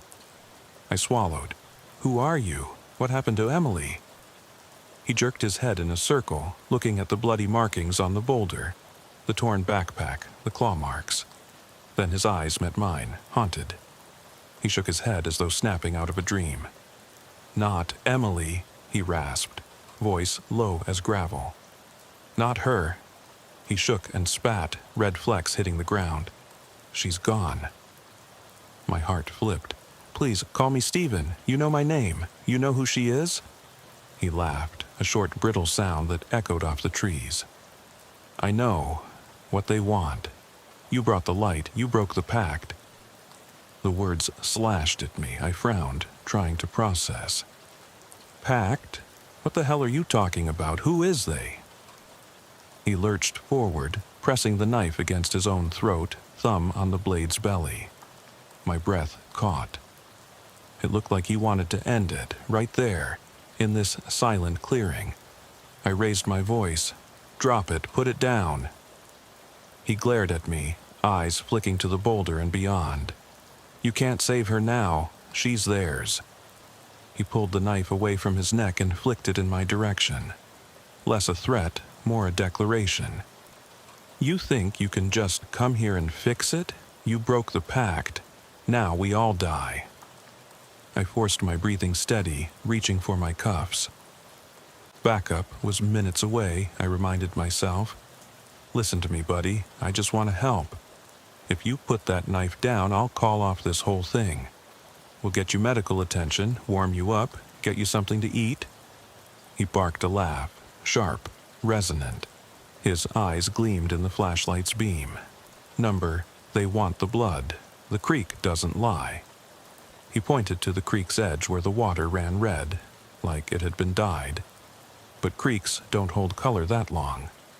I knelt to touch it. It slicked on my glove, dark, peppered with sand. It was blood. Emily's or his? I couldn't tell. The hum of approaching engines broke the moment. Lights bobbed through the trees, red and blue, illuminating the clearing in violent flashes. I stood, waving my arms. "Hold it right there. Police, don't move." The man dropped the knife and raised his hands. His trembling was violent. I moved in, holstering my own weapon, and handcuffed him as fast as I could. His gurgle turned into a sob, bitter, almost relieved. Backup joined me, 2 patrol cars, another state trooper, and the CSI van. The moment they arrived, I stepped back, watching as they swarmed clearing, snapping photos, dusting for prints, bagging the knife. I pulled the suspect up to his feet to read him his rights, but he mumbled incoherently, eyes locked on the creek. "She's theirs," he muttered, over and over like a prayer or a curse. I took one last look at the red-streaked water, at the claw marks on the boulder, at the empty circle of stones. The man, Stephen, as he said, slumped as troopers led him away. My radio buzzed with voices. Chief calling for an update, paramedics checking on me, forensics asking for details. I turned away, flashlight trembling in my hand.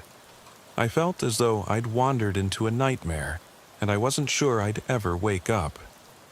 When it was all over, when the ravine was cleared and the trees stood silent again, I walked back to my squad car.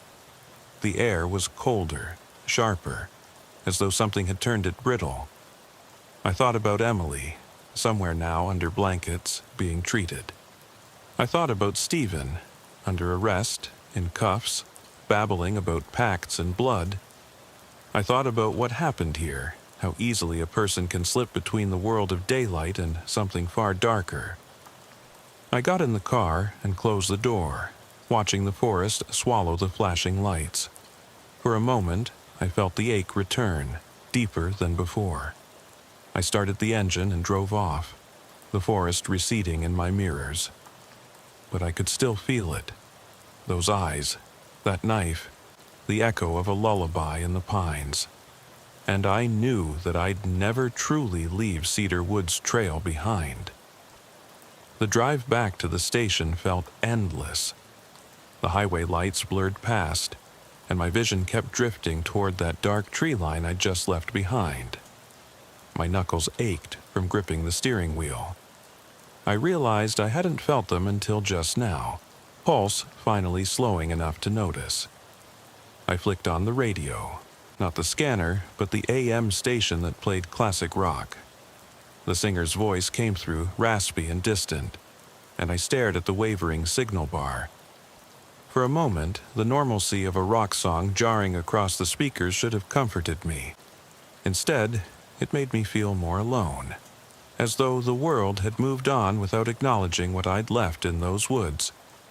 We brought Stephen, if that was his real name, into the interrogation room around 2:47 a.m. He sat slumped on the metal chair, wrists cuffed in front, head hanging. I noticed the bloodstains on his sleeves, the dried crust along his collarbone. The trooper who booked him told me he was mumbling about the pact and "they won't let me leave." I watched Stephen's chest rise and fall, his breathing shallow, like he expected someone to come for him at any moment. Even his eyes, when I looked at them, were glazed over with fatigue and something deeper, sheer terror, as though he were certain that at any second the door would burst open and something unspeakable would drag him away. I leaned in, turned on the overhead light. The harsh glare bounced off his forehead, making him squint. "Stephen," I said quietly, "I'm Detective Holloway. I need to know who they are. Why did you do this? You left Emily out there to freeze." He jerked his head back, staring at me, eyes wide. "It wasn't supposed to happen like that," he rasped. His lips moved so slowly I had to strain to catch the words. She wasn't supposed to be alone, not without the blood." My breath caught. "Blood? What blood? You left her with cuts, but they weren't lethal. I don't understand." He coughed, a wet, rattling sound, then leaned forward. For a second, his eyes locked on mine with an intensity I'd never seen in a normal suspect. "You broke the circle," he said, voice ragged. "She was meant to bleed into the creek. It needed to flow red. It needed to bleed so the forest could wake." He spat on the floor. "She choked on moonlight. She wouldn't die right. Now the whole circle is unbalanced. You have to fix it, detective. You have to help us." I sat back. His words made no sense. "Circle?" I repeated. "Forest? Help you how? You're under arrest for attempted homicide, kidnapping. Why should I trust anything you say?" He laughed, but it sounded like a strangled animal. "What you must trust is the woods, the trees, Holloway.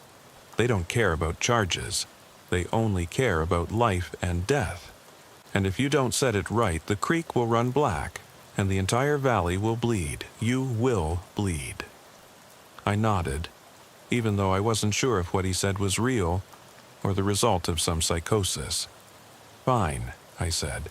"Let's start with who else is involved. Who did you break the circle with?" He shook his head, leaning back as though letting the metal chair absorb his weight. His eyes slid shut. "I'm sorry. I can't." He began to mumble incoherently, words falling apart like rotted timbers. I sat there for 5 minutes, watching him slump into himself.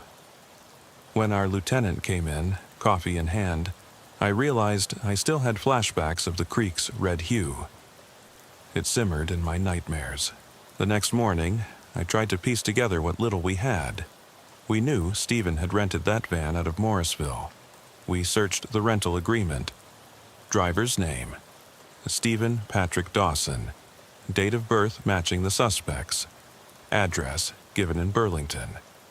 But when we checked that address, a decaying 2-story farmhouse sat vacant. Yellowed curtains danced behind grimy windows, but no one answered. A neighbor said she'd seen weird headlights near the place at odd hours, but she couldn't say who they belonged to. I drove out there around 9 a.m., knowing full well I'd dread what I might find. The farmhouse sat alone on a rise, willow trees drooping like skeletal arms. I approached cautiously, shotgun across the front seat for backup. The front door creaked when I pushed it. Inside, the air was stale, acrid like moldy fabric and something else, faint copper like blood. I swept my light over peeling wallpaper, boards that creaked underfoot, and then saw it. Dark streaks down the wall, smudged as though something had scraped across. I followed the smears to the basement door, a warped plank of wood hanging off one hinge. I radioed for a K9 unit, but the call came back delayed. "Unit 47, dispatch. K9 is tied up on 15E ETA 10 minutes. The word dogpile flashed in my mind. Too many cases, not enough resources. A familiar frustration. I nodded, tucked my pistol and flashlight at the ready, and descended into the darkness. The basement was dank. The beam of my flashlight picked up bottles of ammonia, rotting food in plastic bags, and what looked like fresh footprints in the dust. The footprints led to a crude wooden table where butcher's knives lay smeared with dark stains. On the table, an open spiral-bound notebook. Pages filled with scrawled symbols. Circles around stanzas of words I recognized but didn't want to think about. Blood of innocence. Restore the flow. Pact with the earth. My throat closed. I flipped pages, heart pounding, feeling as though I were trespassing in someone else's nightmare. The last page was torn, edges ragged, but I saw enough. Emily's name, a date, November 11th, and beneath it, a hastily drawn circle, its edges smeared in red. I felt bile rise. I tucked the notebook under my jacket and stood. The flashlight flickered as the hairs on my neck prickled. I spun. Something moved in the corner. A shape slumped against a wall, shoulders heaving. I eased closer. It was an old recliner, torn and stained, and someone was sitting there, a gaunt, pale man, hunched forward so fully that only a mop of unkempt hair was visible. I called out softly, "Police, if you're down here, I need you to move. I won't hurt you." The figure shifted, and I saw eyes, vivid blue, wild. He wore a blood-spattered lab coat. One sleeve was torn, revealing ramrod veins tracing toward pale, trembling hands. He seemed to dissolve in the shadows when I flicked my light again. Gone. My breath hitched. I backpedaled to the stairs, gripping my flashlight like a lifeline. I didn't turn around until I reached the top, and by then the dank smell had followed me out, curling at the back of my throat. I closed the door, locked it, and radioed 47 to dispatch. Possible accomplice. Basement of Burlington farmhouse. Notebook with symbols recovered. Backup can enter in 5. My voice shook. Suspects still here, or someone was. I'm not waiting to find out again. Back at the station, Lieutenant Forbes said he'd assign a full team to the farmhouse.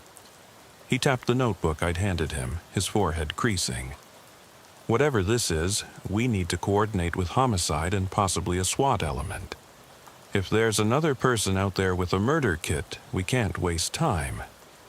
I nodded, but my mind kept drifting to the symbols, the blood circle, like a scar on my brain. Later, I sat at my desk with a fresh pot of coffee, chewing the bitter edges. My phone buzzed, a text from the coroner. Preliminary report.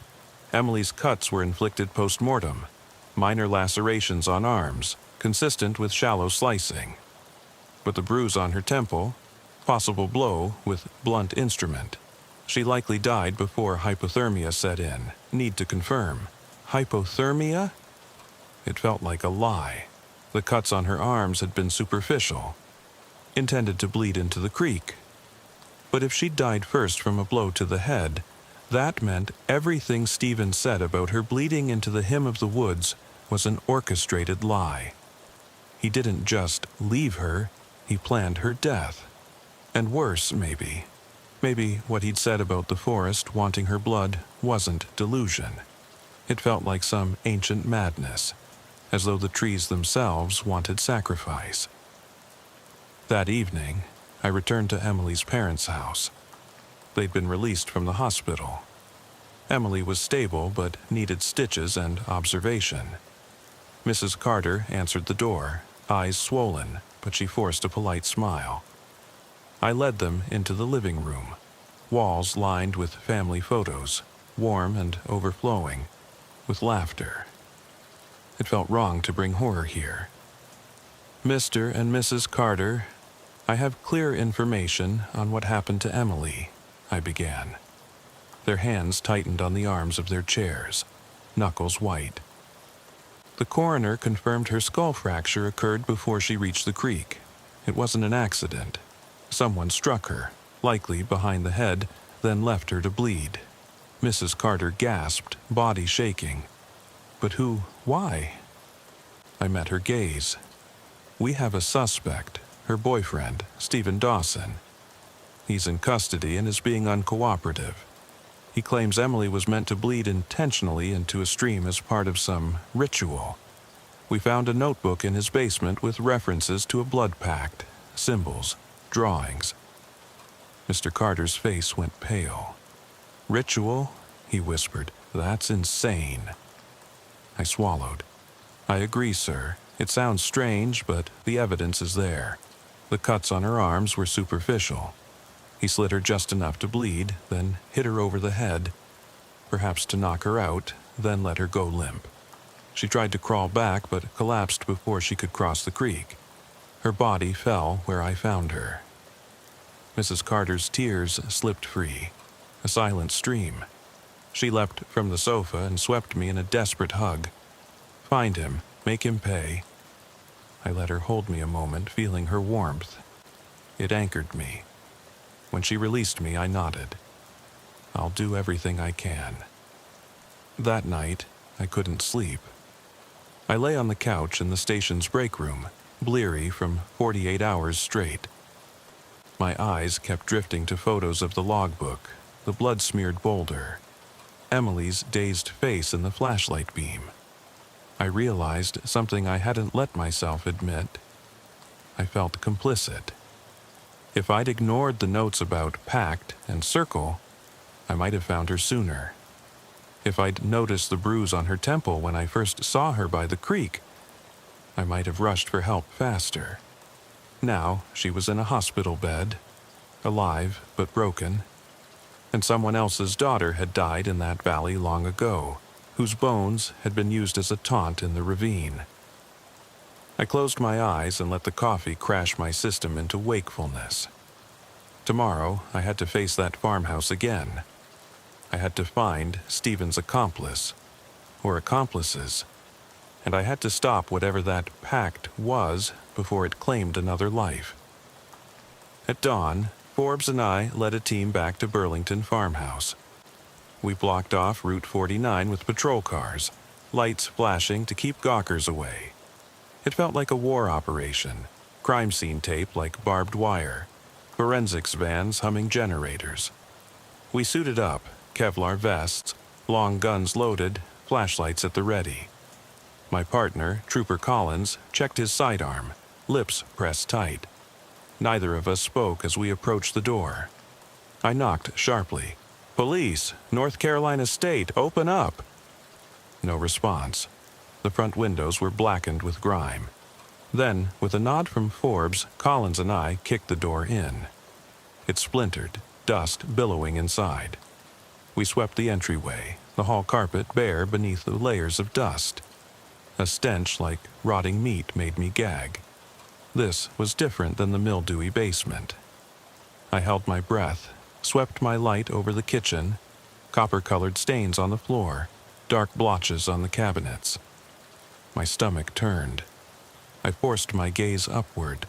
On the ceiling, a twisted noose hung from a joist, frayed rope swinging slowly. I looked at Forbes. He shook his head, silent confirmation. Something dangerous was escalating beyond what we could have predicted. We moved room to room, carefully. In each corner we found scraps, handwritten pages with scrawled diagrams, circles connecting names of local residents, symbols tied to phases of the moon, and annotations like Harvest, Red Harvest. The final bedroom held a gurney, cotton-stained deep crimson and rust. A metal basin on the floor had matted hair and dried blood around its rim. Collins retched. I forced my gaze down. Curled at the basin's edge, a small silver locket encrusted with mud. I pried it open, a photo of a little girl, blonde curls, bright green eyes, pressed against a faded spring meadow. I flashed on how Emily's parents had looked last night, shell-shocked but resolute. I closed the locket. The significance hit me. Someone had sacrificed a child here, not just Emily in the woods. That locket could only belong to a victim long before. The basement victim was not animal. It was human. A missing girl from years ago, her remains desecrated. I realized the ritual patterns weren't about Emily alone. They were about something bigger, centuries-old rites twisted into these woods. I felt rage and dread twined together. I stomped to the door. I radioed, 47 to dispatch, possible homicide site, Burlington Farmhouse. Victim discovered, presumed minor female. Need medical examiner now? We're shifting to homicide response. My voice was raw, trembling with suppressed urgency. Forbes moved through the house, snapping photos, directing forensics. Collins followed, clearing rooms. I felt like my skin had turned into a thin membrane, stretched over bone, transparent. The reality of what we'd found carved into me. Children sacrificed to feed some dark cycle rooted in these pines, and at the center of it was Stephen, or his predecessors, believing they could hold power over life and death by offering bodies to the earth. I took a breath, forcing calm, as if it were a resource I could ration. I led Collins to the back door, where we found footprints leading off into the woods. Familiar trail, heading north, retracing the path Emily and Stephen had taken. Then beyond it, deeper into uncharted growth. Up ahead, the spring that fed Carver Creek, its water still murky with sediment and what I feared was the memory of those dark rites. I knelt by the stream, cupped my hands, and splashed cold water on my face. It felt holy and profane at once. Above me, the dawn light glimmered through branches, making patterns on the water. I realized I was responsible for putting a stop to this, unweaving the curse that had suffocated those woods for who knows how long. The forest watched. I felt it breathe around me, expectant.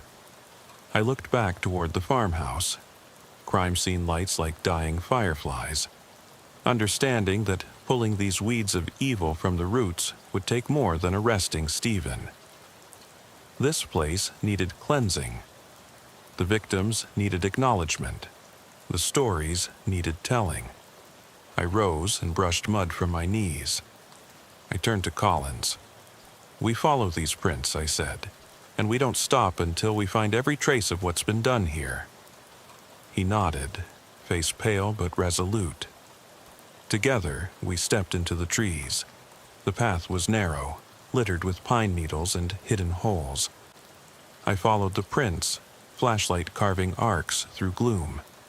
Each step heightened the tension, the faint echo of footsteps behind us, the rustle of undergrowth. It felt like walking into a hungry mouth. Then we saw it, a clearing where the trees stood in a perfect circle around broken stones. In the center, charred embers still smoldered, the smell of burned wood and old iron thick in the air. And on the ground, the prints ended exactly at that circle. I knelt and ran my fingertip along a dark smear in the dirt, a symbol matching the one in Stephen's notebook. It was an inverted triangle inside a circle, etched into the ground as though scratched by fingernails. I felt bile rise in my throat.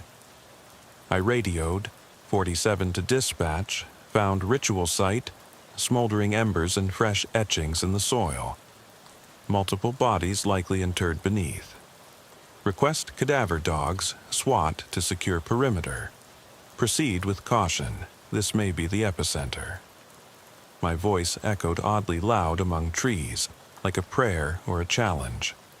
Collins stood beside me, his light scanning the circle's edge. "Do you feel it?" he whispered. "That weight?" I nodded, swallowing hard.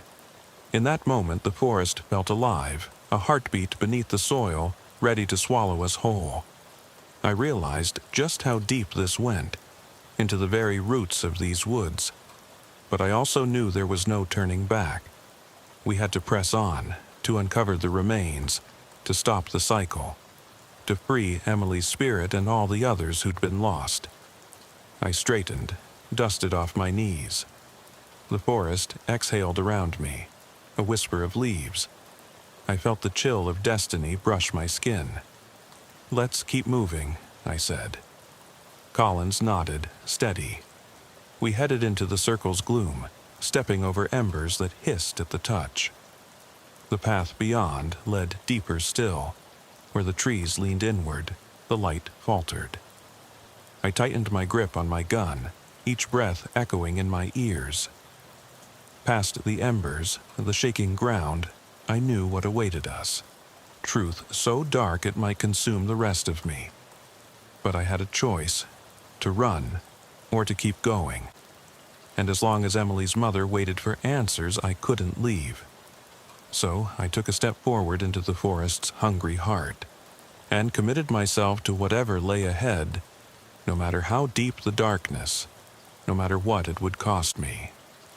I would see it through. I had to. Because out here, in these pines, the line between life and death was written in blood, and someone had to rewrite it. The forest closed around us like a living thing, limbs arching overhead to blot out even the moon's feeble glow. Every step brought a fresh chorus of snapping twigs and rustled leaves. I felt the pulse of the woods, the slow, steady thrum of branches swaying, an almost imperceptible murmur that felt like a heartbeat. My breath came in shallow bursts. I realized I was holding it. Collins was just a few paces ahead, his flashlight tracing wide arcs through the gloom, hunting for any sign of movement. Each time the beam caught a shadow, I felt my gut twist, expecting to see someone lurking there, a shape hunched and waiting. But the trees were still, silent except for the soft hiss of embers dying behind us and the distant steady flow of Carver Creek, its water slipping through the night like a half-forgotten secret. The ground sloped gently downward, the pine needles underfoot muffling our footsteps into near silence. The path narrowed until it was barely a single track, pressed into the earth by countless boots. The deeper we went, the more the trail seemed to writhe, as though alive. Roots rising up, coaxing us to stumble, thickets swaying to trip our ankles. We stayed side by side, careful not to stray.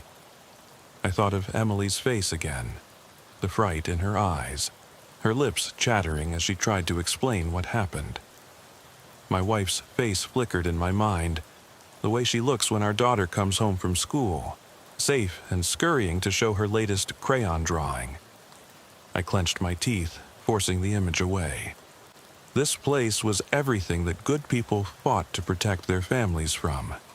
This dark, tangled wood, this hunger for blood. A few hundred yards in, Collins stopped short. "Detective, look." I lowered my flashlight.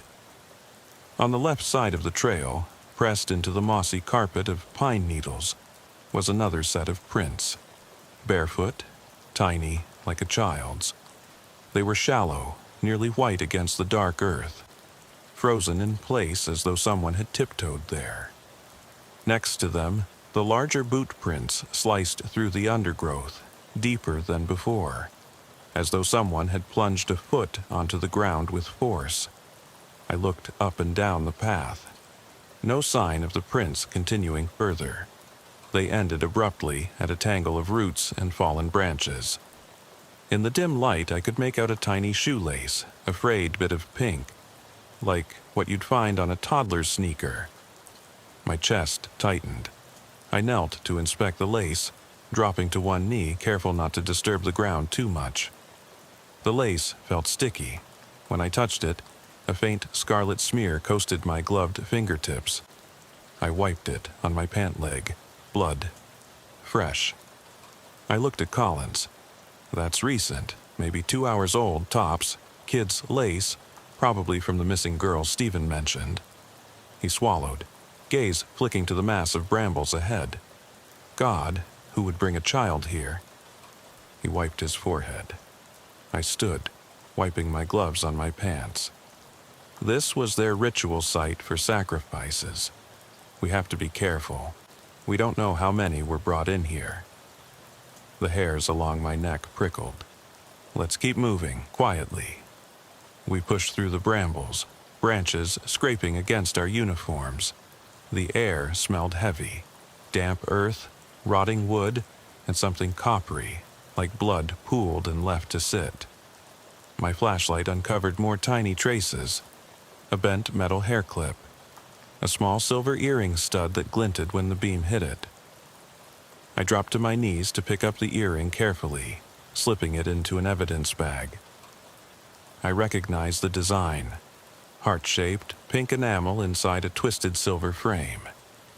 It was a children's earring, the kind a mother would give her little girl. I felt a knot of nausea, a memory of turning my daughter's ears when she lost one of hers, and how she cried because she was sure it was gone forever. We took slow, precise steps, leaving no marks. Ahead, the trees cleared into yet another small glade with a single, gnarled oak standing at its center. The ground beneath it was packed dirt, bare of needles, as though someone had trampled it repeatedly. In that clearing, I saw an overturned, child-size wooden chair, its legs splintered, backrest snapped. Near it, a smoldering ember lay dead, the coals cold and ashen. I swallowed, light shaking as I scanned the circle around the oak. No footprints now, but deep gouges in the bark, like someone had carved into it with sharp nails. I stepped closer. The slash marks formed a shape, an uneven star inside a circle. It matched the symbol from Stephen's notebook. My stomach lurched as I realized this was no mere savage act of a lone madman. It was a pattern, repeated for years, etched into wood to bind something, a trap to hold souls. I crouched to look beneath the oak. Roughly 20 feet from where I stood, nestled in a shallow grave, I saw the tip of a shoe, a pink sneaker with a smiling cartoon character on the side. I swallowed around a lump in my throat. "Collins," I whispered. He shined his light, following my beam. His breathing caught. He pointed. "No fucking way." He knelt beside the grave entrance, brushing aside pine needles. The soil was loose, fresh. I reached forward, retrieving a small ceramic hair bow, pink, stained with dirt. I tucked it into another evidence bag. 3 missing children from the county in the past decade wore hair bows like this, I said, voice flat. Probably 15 now, 15 kids gone. I rose. My knees felt wobbly. I half expected to see that tattered recliner man, but no one stirred behind the trees. I felt the need to radio in, but I checked my watch, 3:57 a.m. If I called now, I'd lose the thread. I waited, scanning for movement. A sudden breeze lifted a handful of ash from the ember pit. It swirled, then settled, revealing a fresh shape. A small handprint, smudged but distinct, palm up. I pressed my gloved fingertip against it, still warm. The blood here was older, but that smear less than an hour. The sacrifice was recent. A child's blood offered to keep some ancient hunger sated. I shuddered. I thought of Emily, held in that ambulance, her eyes wide when I said her boyfriend had lied. I'd told her then it was over now, that he couldn't hurt anyone else. But here, at the heart of it, with the roots of so many lives tangled between the earth, I understood I couldn't stop it by merely arresting Stephen. The cycle was older, deeper than him, some force anchored in this hollow, feeding on innocence and fear. Just then, rustling to my left. I jerked, raising my flashlight. The beam caught something pale, a flash of reflection, then gone. I moved forward, flashlight sweeping tree trunks. I felt something brush my shoulder. I spun. Nothing. I exhaled slowly. Damn. My voice seemed loud. Collins stood behind me, eyes wide. He pointed to a figure emerging from behind the trees. A woman, clothes torn to tatters, face smeared with dirt and dried tears, eyes black voids. She moved slowly, steps uneven, as though each foot was nailed to the ground. Her hair was matted. Her lips trembled as she opened them to utter a soundless moan. I raised my flashlight, beam flickering over her. A shard of recognition pierced me. She wore a faded pink dress, decades out of fashion. A locket hung around her neck, a silver oval set with a scratched surface. I felt my pulse spike. "Sweet Jesus," I whispered. She hovered at the edge of the glade, sunken-eyed, staring at the oak as though expecting me to leave her alone. I felt a tug at my gut, that hollow ache again, as though a great weight settled on my shoulders.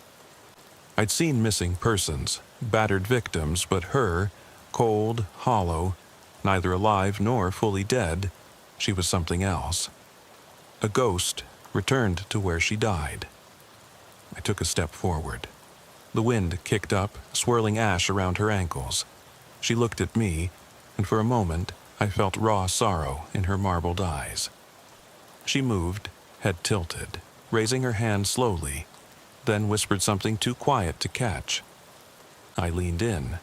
"What's your name?" My voice was a croak. The locket's surface glinted in the starlight. I realized the date on the locket, July 19th, 2005. I gasped. That was the date little Maggie Turner went missing. We'd searched this exact area back then. We'd found no trace, just rumors. This could be Maggie. My radio crackled, jarring me back. I answered, 47 here. The voice said, "Detective Holloway, major crimes. We're on scene with SWAT, cordon secure, K9 units arriving. ETA 2 minutes, TBD en route." I said, "Copy that.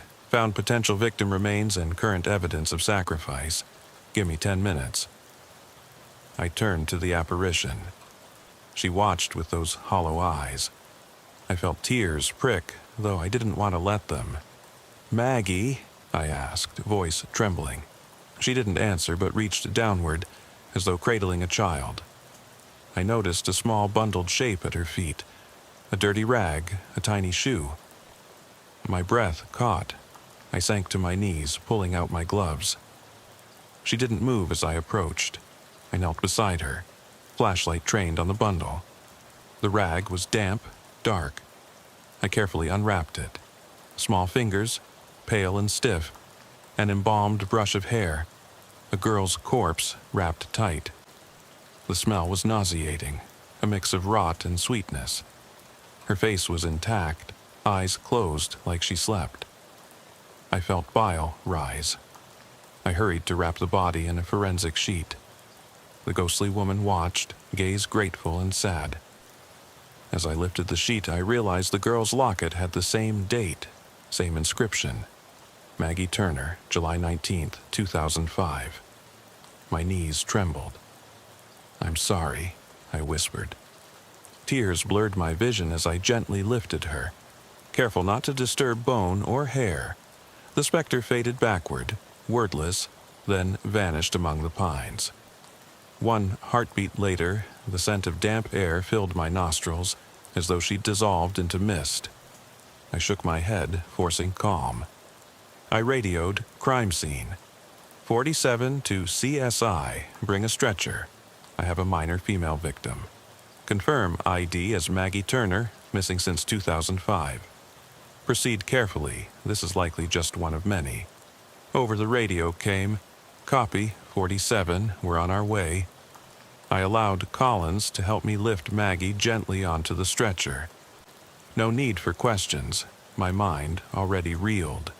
Too many bodies, too many ghosts. The forest had claimed them, locked them in its cycle of blood magic. If we didn't break it completely, more would come. We carried her back toward the main path, passing the embers, the symbols on the oak, the circle of stones. Each footprint we retraced felt like a wound opening. Collins glanced at me. "What now?" I breathed out, jaw aching. "Now we uproot every last trace. We'll immerse forensics here until this trail is nothing but dust and ash. We call every witness, revisit old missing persons, examine every report. This place loses its darkness tonight." I paused, seeing the trees leaning in, as though listening. If we don't, this will never end. Collins nodded. We loaded Maggie's body into the CSI vehicle, the stretcher rattling across the pavement. I lingered a moment, gazing into the woods. The forest exhaled, branches trembling. Then I turned away. The wheel of investigation was set in motion. As long as I drew breath, I would break the circle. The ache in my chest tightened as I walked back through the pine-scented air, knowing the forest would never let me go, but I wouldn't let it swallow another child. I had to hold it accountable, strip it bare until it bled all its secrets. Because out here, in this valley of blood and bones, justice was as thorny as the undergrowth. But I would find my way through. I stepped away from the CSI van just long enough to let the full weight of what we had uncovered settle in. The air felt charged, as if the forest itself was bracing for something, an echo, perhaps, of the horror we'd just unearthed. I could still see Maggie's small body, whisked away in a body bag, her tiny form an indictment of how long this had been allowed to fester. I glanced at Collins, who looked as hollowed out as I felt. Finally, he broke the silence.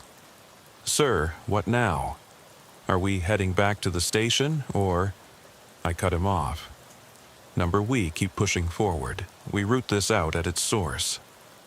I motioned him to follow me to the edge of the clearing where the embers still smoldered, half buried beneath pine needles. "We need to know how deep this goes. We locate the graves of the other children, identify the people who've disappeared, and we connect every dot between those disappearances in this place, without leaving a single stone unturned." He nodded, expression steeled. I felt a flicker of something, relief maybe, that he was as committed as I was. But relief was a luxury. The air seemed to thicken as we stepped back into the forest, heading uphill toward where Stephen's notebook and the symbols had been found. The path was now illuminated by portable crime scene lanterns that forensics had set up like a line of dusty beacons stretching through the trees. I watched as technicians in Tyvek suits dusted the bark of the oak for prints, measured the circumference of the carved circle, and photographed every inch of debris around the clearing. I could sense their reluctance, the way they kept looking into the trees, as if expecting to see Maggie's ghost or some darker entity watching them. I gripped my flashlight tighter and forced myself to focus on the task. We had to catalog every scrap of evidence.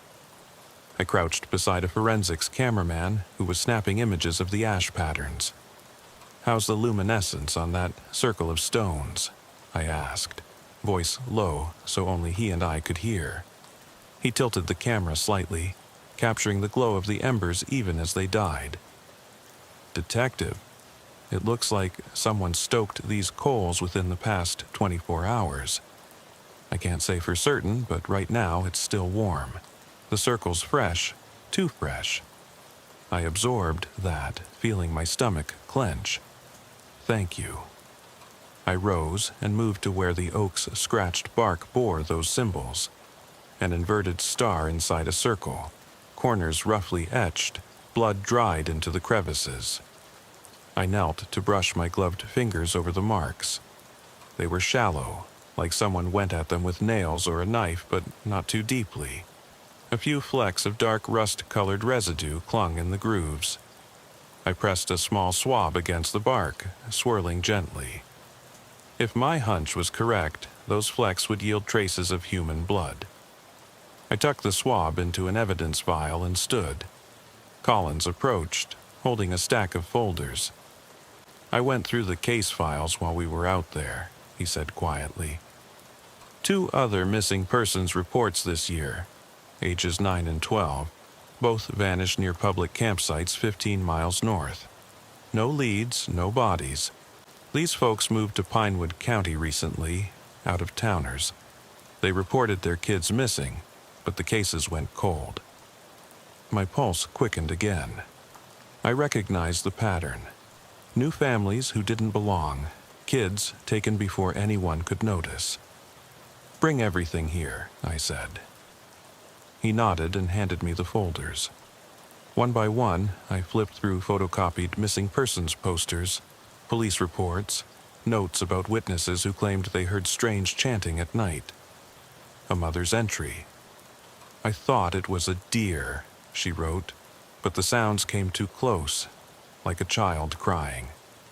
Another report mentioned a father who said he saw a woman in a white dress standing in the tree line, her head leaning far back, mouth open in an impossible silent scream. They dismissed it as hallucination, but I knew better.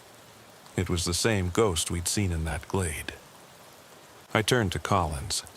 We need to map every single disappearance over the last 20 years. See if there's a concentric pattern around Cedar Woods. He pulled out a notepad, pen ready. We huddled, sketching dotted circles and timelines. The father's case was in 2008. Another was 2012. Then 2015. Each disappearance occurred near a new moon, roughly 7 days after the full. That could be coincidental, but with Maggie's locket dated July 19th, 2005, also a new moon by lunar calendars, it felt impossible to ignore. The symbols might have been designed to channel power during the darkest nights. I leaned back, eyes closed, letting the forest's hush press against me. If the pattern held, there should be a cycle. New moon sacrifices to some ancient local legend that demanded blood in exchange for fertile soil or bountiful wildlife. The kind of backwoods occult rites passed down as rumor and myth until daredevils turned them into truth. The realization made bile rise. I pictured the families who relocated, unaware of this tradition. Their children ensnared by a ritual older than the county itself, victims of a creed that treated human life as fertilizer. I snapped my eyes open and looked at Collins. We have to alert the families. Get the news out. Any child out here during the next new moon could be in danger. He nodded. I'll draft a press release. Advisory for parents to keep kids off trails at night, and we coordinate with Child Protective Services to check on relocated families.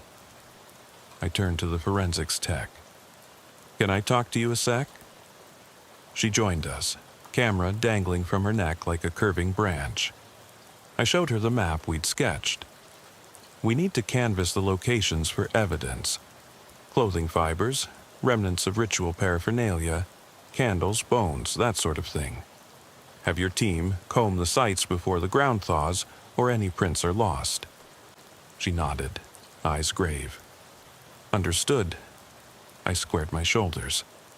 Good, let's keep moving. We reached the far edge of the clearing where the ravine dropped off into a dense tangle. I paused, shining my flashlight down the slope. Muddy banks led to a narrow stream bed that drained away, twisting into darkness. I climbed down, steps measured, careful not to leave my own prints.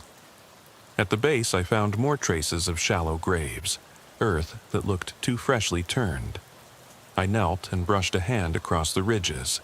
Small bone fragments, flecks of cloth, the brittle fragments of what might have been tiny jewelry. My throat tightened. I swallowed. Evidence, I called up. Collins slipped down beside me. What do you see? I pointed to a handful of deerskin shards and brittle yellowed fabric. Probably animal hides mixed with children's clothes, to mask the smell, maybe. This was where they cleaned off before offering the blood. I felt bile rise again. Damn it. I swabbed around the area, tucking samples into specimen vials. I heard a twig snap behind me. I froze, light reflexively swinging around. Nothing but shadows, but I felt eyes on me, an unblinking stare from somewhere out there. I stood and backed away slowly, making sure to leave my footprints distinct. Clear evidence I'd been there. I knew whatever lurked in the woods would watch me, but I needed to leave no doubt as to the timeline of my investigation. We climbed back up, and I noticed a faint glow of dawn creeping over the horizon, an ashen pink light through the tops of the pines. Even as the sun rose, the forest felt colder, as if it rejected the day. I moved back toward the edge of the clearing, catching movement out of the corner of my eye. Curtains of white fabric, snatches of cloth, flapping high in the trees like totems. I shined my flashlight into their tangled forms. They were lengths of gauze, homemade cloth ribbons, some stained brown, some still stark white. At least a dozen pieces draped from branches overhead, fluttering in the wind. One ribbon had a child's pink locket entwined, a duplicate of Maggie's, tarnished and half buried in a knot. My heart pounded as I realized these were markers. Boundary markers, maybe, demarcating a territory.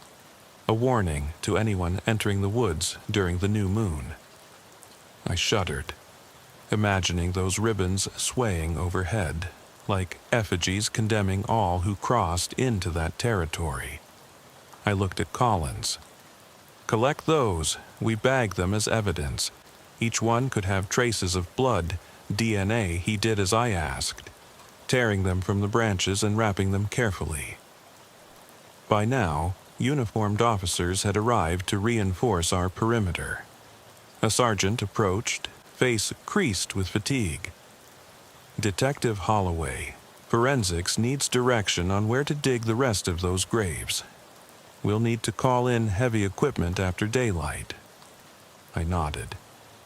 Yes. Bring in subsurface radar, let's map out where the other pit sites are, and coordinate with the medical examiner's office. If there's a way to identify those remains from bone fragments, we do it. I want names. He swallowed. Sir, are you sure you want us to dig here? Some of my guys are calling it a suicide pit. Like this place drove people to kill themselves. I felt anger surge. Number. They didn't kill themselves, they were dumped here. We set things right. He nodded stiffly, but I saw the doubt in his eyes. Back in the station at 8:30, I perched on the edge of my desk with a mug of room temperature coffee, bitter and barely sipping. My thumbs tapped a rhythm against the handle. Files were spread out before me. Missing persons reports from 2005 to now. Weather logs, lunar calendars, local historical records. The more I crisscrossed dates, the clearer it became. Every disappearance matched a new moon, every once in a full cycle of about 29 days. 3 times a year, children vanished. Families relocated. Some, the Carter family included, new to Pinewood County. They didn't know the land's history. The small newspaper archives spoke of old tales. Settlers who practiced a kind of ritual they believed ensured their crops flourished. Over the decades, the practice evolved. No longer about fertility, but about some warped sense of balance. The symbol etched into bark matched descriptions from a journal dated 1912, hidden in the attic of the old Pinewood County Historical Museum. I pulled up the PDF on my computer. Dated August 1912, a man named Jonas Whitaker wrote about feeding the spirit of the pines with the blood of the innocent, so the land will not revolt. My hands trembled. Jonas had been the first known documented sacrifice. His journal included crude sketches of a circle of stones and the inverted star, just like the one on that oak. The ritual had been dormant for decades, until 2005, when it flared up again. And now it had revived with lethal force. I sank lower, leaning against the desk, replaying my first night on this case. Emily's hollow eyes. Stephen's babbling about they, as if the forest itself were a living god. I thought about the victims, those children. Little faces frozen in twisted smiles, eyes closed, maybe believing they would wake to laughter in the morning. Instead, their bodies fed some bitter ritual. I felt bile rise again. I thought about my daughter, 8 years old, asleep in her bedroom back home, her nightlight casting playful shadows. The thought of her out here made my vision blur. I blinked, took a deep breath. Not her, I whispered. Not my daughter. I pushed myself up and started typing an email to the chief. Urgent. We need a county-wide alert. curfew advisory for minors, request Homeland Security liaison due to possible human remains trafficking. Also, reach out to FBI Behavioral Analysis Unit. These victims span decades. I pressed send. That morning, I met with the Carters and 2 other families whose children were missing. Their living rooms felt bright, the sunlight warm on the furniture, but each parent's eyes were haunted. Mr. Carter kept his hands clasped, knuckles white, as if holding himself together. I gave them the grim details, the pattern of sacrifices, the graves, the linkage to a century-old ritual. Mrs. Carter's lips trembled. "So, you're saying, my daughter survived a sacrifice?" She pressed a hand to her chest, breathing shallow. "I think you saved her," I said gently, "but we have reason to believe others did not. Maggie Turner died here years ago, and 3 more were found yesterday. We are working every lead, but please, if any of you hear anything, chants, howls, strange whispers, call us immediately." They nodded, eyes red-rimmed. I left them with counselors from victim services who arrived at my request. It felt like a hollow victory. Saving Emily felt monumental. But how many more? I tried not to think of the faces I'd seen, of Maggie's stiff body wrapped in that forensic sheet. I pushed it away, but it lingered like a specter in my mind. The afternoon sun filtered through my office window as I filled out paperwork. The sergeant poked his head in. "Detective, SWAT is ready to move in on the farmhouse. Excavation team arriving in 2 hours." I looked up at him. "Good. I want to set up an exclusion zone around the site to protect it. And contact GIS. I want aerial reconnaissance of that area. See if there's more ritual circles deeper into the forest. We need a complete topographical survey." He nodded. "On it." He left, and I exhaled, feeling my shoulders slump. I rubbed my temples, willing the pounding headache to ease. The ticking clock on the wall felt louder than normal, as if reminding me that time was slipping away, that the next new moon could bring another trembling knock at someone's door. I thought of the forest, silent and waiting. I could almost hear the rustle of fabric, the ribbons tied to branches, fluttering like silent cries for salvation. Late that evening, I drove most of the way home without switching on the headlights, let the darkness guide me. I needed the night to clear my thoughts, even though the forest's emptiness had never felt so heavy. When I pulled into my driveway, steam rose from the asphalt where dew collected. I sat in the car for a minute, staring at the dark tree line that bordered my yard. Somewhere out there, the echoes of that ritual lived on. Faint chants that no one could hear unless they listened closely in the dead of night. I got out and moved toward my front door, the porch light coloring me in amber. My 8-year-old puppy scampered around my legs, tail wagging, oblivious to the world's horrors. I scratched him behind the ears, felt his warm fur, and let a tight smile slip through. For a moment, I almost believed I could leave the darkness here, at the edge of my yard. Inside, the house was silent. My wife at her shift, my daughter already asleep. I flicked on the hallway light and passed photos of birthdays, family vacations, science projects pinned to the fridge. I paused at a drawing my daughter had made. A stick figure family under a rainbow, birds flying overhead. I knelt to erase the worry lines from my forehead so she wouldn't see them. I kissed the top of her head, whispering, "Daddy's home." She mumbled something in her sleep and turned over. I retreated to the kitchen, poured a glass of water, and stared out the window at the backyard where the trees loomed.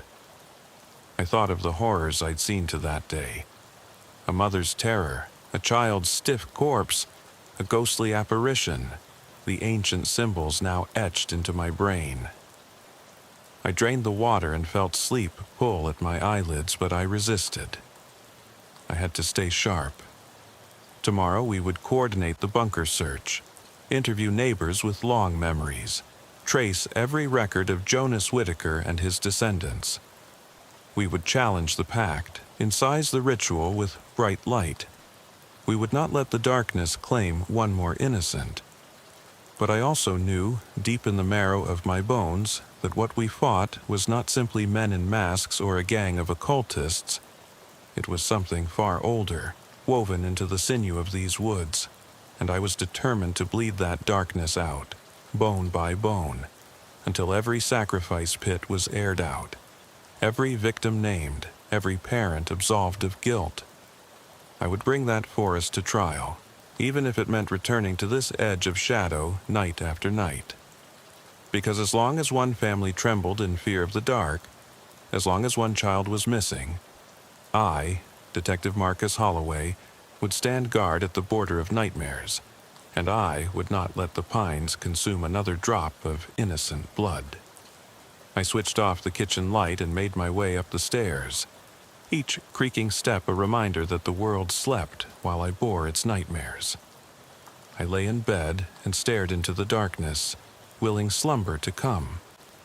But all I saw were leafy shadows creeping across the ceiling, and I heard in my mind the faint rustle of the ribbons tied to trees, the echo of Maggie's ghostly tears, the hush of the creek running red beneath the moon. And I knew that sleep would not come easy, or at all, not until the circles were broken, because the forest was patient, and it would wait. And for a detective like me, patience was another name for eternal vigil. And so I lay there, eyes open, listening to the silence, waiting for the forest to make its next move, and knowing, with absolute certainty, that when it did, I would be ready.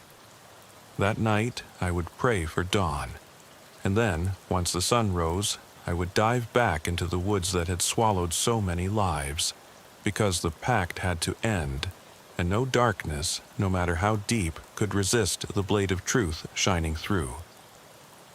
The sun had barely peaked above the treetops when I was back at the station, bleary-eyed and clutching a fresh cup of coffee that had already gone cold. My office light flickered on, buzzing enough to jolt me into awareness. In front of me lay stacks of reports, maps, and the one relic I could not stop staring at. Jonas Whittaker's journal, open to the page with that crude, blood-red circle. I winced as I reread the jagged handwriting. On the new moon's cusp, the pines drink out of loss. Offer the flesh of innocence. Let the earth breathe. Every time those words registered in my mind, I felt my chest tighten, as though the words themselves were binding me to the forest. A knock on the door drew me out of my spiraling thoughts. Lieutenant Forbes poked his head in, face tight with lines of exhaustion. "You got a minute, Holloway?" he asked quietly, stepping inside. I waved him in, pushing aside a pile of missing child posters stamped with red closed markers. He closed the door and leaned against the frame. "How long do you think Jonas's lineage has been active?" I rubbed my temples. Longer than any living memory. His entries reference older rituals, mentions of native legends about tree spirits that demanded tribute. But every documented sacrifice in my notes starts in 1912, when Whittaker wrote his journal. So either he invented it or synthesized fragments of older traditions. Forbes nodded slowly. He creased his brow. I spoke with the museum curator. There are boxed-up letters from a great-granddaughter of Whittaker, Sarah Whittaker, lived here until 1984. She tried to burn everything in her father's house, claiming the pines whispered dark things. But some pages weren't destroyed. We recovered fragments, references to keepers, families sworn to continue the pact until the land rose in grievance. Perhaps she failed. Perhaps the ritual found fresh blood again after 2005. I felt my jaw tighten. So there have been accomplices, keepers, over the generations. He exhaled deeply. I'm assigning you and Collins to interview older residents, anyone who might recall odd gatherings in the woods, disappearances before 1970. Somebody out there has to remember unusual rites or unmarked graves. Maybe we find clues to break this at its root. I nodded. We'll go today. By mid-morning, Collins and I were driving down an old gravel road toward a neglected trailer park on the outskirts of Pinewood County. I studied the collections of rusted trailers, front yards littered with mismatched furniture, empty soda cans discarded like confetti. We pulled up in front of Trailer 12, home of the only living sibling of Sarah Whitaker. Her younger brother, Amos Whitaker, now 82, crippled by arthritis and stooped with time. His daughter, Pamela, met us at the door. The same gray eyes, the same set jaw as the portraits I'd seen of Jonas and Sarah. She ushered us into a cramped living room, strewn with decades of accumulated clutter. Faded photographs lined the walls. A stern-faced Jonas in a wool coat. A smiling Sarah at age 16, and Amos as a young man standing beside a tall oak. We sat opposite him in mismatched chairs. He wore an old flannel shirt and slacks, hands resting on a cane. His eyes followed us warily. I cleared my throat. Mr. Whitaker, I'm Detective Holloway, and this is Trooper Collins. We'd like to ask you about your family's history here, about any knowledge of rituals in Cedar Woods. His expression froze. He took a deep, rattling breath. My parents. They believed in harmony, not ritual slaughter. But my father, he was obsessed with the forest. Said it held spirits, and we must heed their whispers. He believed we owed the woods something pure, something to gain its favor. He coughed, eyes misting. My parents sacrificed eggs and small game when Jonas was young, so the soil would stay fertile. Then my sister Sarah discovered one of his journals. She thought it was madness. She destroyed what she could. Father died soon after, and Sarah left home for good. She said she could no longer bear to see what he planned. I nodded, listening, heart pounding. Did Sarah ever mention other sacrifices? Children, perhaps? He closed his eyes. She alluded to something darker before she left. She said Jonas's greed grew heavier, that he began believing that offerings must escalate. She refused to speak further. But I saw shadows in the wood, marks, symbols carved into trees near our land. I surmised he'd done more than benign offerings. But I kept my head down, said nothing. I felt a surge of both relief and dread. Confirmation that Whitaker Line never abandoned the ritual completely, that accomplices perhaps remained. I pressed on. Did you ever find evidence of victims, graves, other than the one pit near the oak? He shook his head slowly. Number? The woods were large, and I was a boy. Everyone thought the woods were a place of harmless superstition. Only when you children of the new century began to disappear did I realize the extent. He spat, anger overtaking him. My father's madness, my blood, helped it take root. But Sarah's attempts to end it failed. My stomach cramped. What happened to Sarah? He closed his eyes, voice thick. She moved to Charleston, never contacted us again. I never knew if she survived or died safely. She left nothing. I exchanged a glance with Collins. No lead on Sarah meant an unknown guardian of whatever journal fragments persisted, perhaps still directing rituals. We thanked Amos and left, heavy with the knowledge that Whitaker's lineage had never truly severed its grip. Next, we visited Clara Beaumont, age 86, a longtime teacher and resident just outside the woods. She lived in a modest brick house with wind chimes on every porch post. When we mentioned rituals and missing children, her face went ashen. She motioned us to sit. You don't know me, I'm just Miss Beaumont, taught history at Pinewood High. But I knew your great-grandfather Jonas. Brilliant, charming, until he wasn't.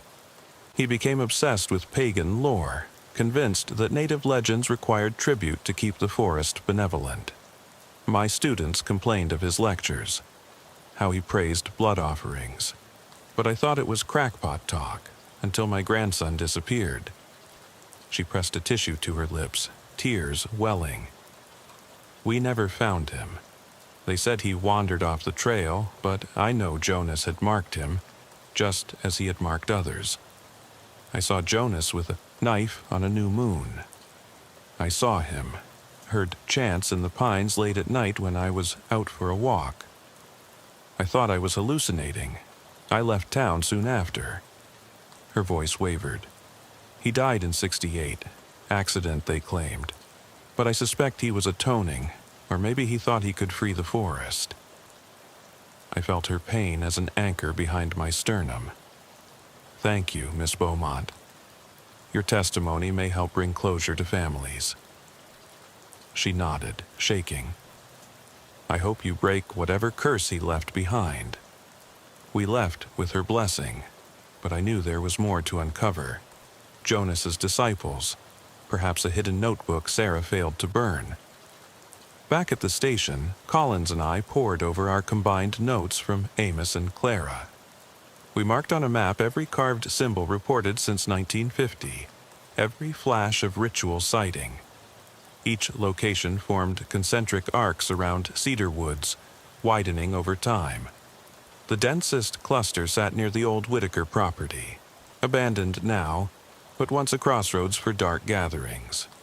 We agreed to stake out that property the next night, under cover of darkness, with backup and cameras, to see if any clandestine activity remained. Late afternoon found me at the archives of the county courthouse. I requested tax records, deeds, anything tied to Jonas, Sarah, and Amos's parcels. The records revealed that Jonas's estate was sold to a church in 1969. The building, St. Anne's Chapel, was demolished in 1972. The land remained vacant until the county expropriated it in 1980, converting it to protected forest land. That meant every ceremony happened on public land, effectively hidden in anonymity. People came from out of town, left no paper trails. I realized how difficult it would be to track participants, no property to tie to suspects. But I also noticed a peculiar detail. In 2004, a local group called Friends of Cedar Woods held a fundraising event. Their brochure featured a monologue about reviving traditions passed down from settlers who loved the land. Merely a nature lover group or something more sinister? I pulled the brochure photocopy. The words tradition and tribute were underlined. I printed their membership list. That might give us living participants. I boxed it all up to take back to Collins. By early evening, the county advisory had gone out. Curfew for minors. Parents urged to keep children indoors after sundown. Community meetings were arranged, counselors to reassure parents, volunteers to patrol trails. I spent hours fielding frantic calls from journalists, curious neighbors, and concerned citizens. Each asked for reassurance. Each voice shattered a little when I told them we were still investigating. I felt the weight of their hope, knowing that any misstep could cost another child's life. At around midnight, we set up at the edge of the old Whitaker property, joined by a small SWAT contingent and forensics techs. We parked 3 black SUVs just off Cedar Creek Road, lights dimmed, radios silenced. I felt the cold creep through my jacket, needle pricking at my skin. Collins and I slipped through a gap in the police line, headlamps dimmed to minimal. We moved toward the cleared patch where St. Anne's Chapel once stood. The earth was soft, grassy from recent rain. Our boots made nearly no sound. Ahead, 2 officers held night vision cameras trained on a circle of weeds where the foundation had been. I recognized the spot from Jonas's journal's map, etched with crude lines to show the chapel's boundaries. It was here he had perhaps tried to perform rites before the building was demolished. Now it lay bare, exposed to scrutiny. I whispered to Collins, "Check for movement near the old foundation. We look for fresh footprints, drapings, anything indicating a modern ritual." He gave a curt nod, adjusting his handset to overhear the feed from the SWAT radio. We spread out, scanning the perimeter. I felt a tangible current in the air, as though the cleared earth itself pulsed with expectancy. A tall oak at the edge of the clearing cast a long, spidery shadow across the ground. My flashlight beam caught something. The glimmer of cloth snagged on a root.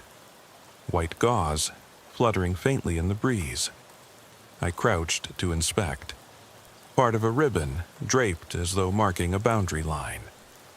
I snapped a quick photo and signaled an officer, pointing to it. He bagged it, eyes grim. As we moved to the center, I noticed a set of footprints forming a perfect circle in the damp grass. Large boot prints and smaller barefoot impressions. The smaller prints were almost childlike. A woman's foot, tapered at the heel, and paired with a child's shoe print. The boot prints cut through both sets, crushing them to mush. I knelt to examine closely. Muddy edges, shallow water that had pooled in each depression. I noted the footprints led toward the east, away from the center, but encircled it thrice before departing. My heart thudded. "They came here tonight," I whispered. This circle wasn't formed by tires. Someone waded in, barefoot, unalerted. Then someone wearing boots stomped those same footprints down. Collins frowned. "That indicates 2 participants, one barefoot, one with boots." I nodded. Maybe a child and an adult, the cycle starting again. I felt a flash of raw anger. This can't happen. We surveyed further. A handful of shallow dents in the ground, about the size of a toddler's shoe heel, embedded 6 inches from the center, in a triangle formation. It looked like someone knelt there and struck the ground, prodding at the dirt. I pulled a small trowel from my pack and scraped at the loam. Beneath, I found fragments of ceramic, torn bits of what might be a children's teacup painted with flowers. I chipped away more. Tiny shards of bone mashed into the soil, brittle ivory flecks beneath a root. I had to steel myself. Any excavation now would disturb potential remains. I covered it up gently, replaced the sod. There was no doubt in my mind. Someone had staged a ceremony here, likely sacrificing an animal or perhaps a child, though the latter would be too desperate. I radioed for forensics dogs with cadaver sniffing capability. Within 15 minutes, a canine handler with 2 German shepherds joined us. One hound, Daisy, strained on the leash, muzzle low, tail stiff. We moved in a slow circle. The dog's nose waved above the ground, and then she let out a soft whine, nose planted at a spot near the east edge of the clearing. I felt my heartbeat rock. I dropped to my knees and cleared the sod. Underneath, I found a small, caked bundle, a children's sock, now dark with rot and damp. I unfolded it to reveal a tiny finger bone, brittle and etched with the marks of scavenging insects. The handler dropped to one knee and whispered, "We've got remains here, needs full exhumation." I nodded, right away. My phone buzzed, a message from the coroner. Emily's initial scan showed mild traumatic brain injury, but she'd be released in 2 days if no complications arose. I typed a quick reply of reassurance. Then I dipped a swab into latex gloves and bagged the fragments. By the time dawn threatened through bamboo-thick clouds, we'd unearthed 2 more partial skeletons. One of a child roughly 5 years old, the other a preteen. Both lay inside shallow pits, heads aimed east, arms splayed as though trying to reach out.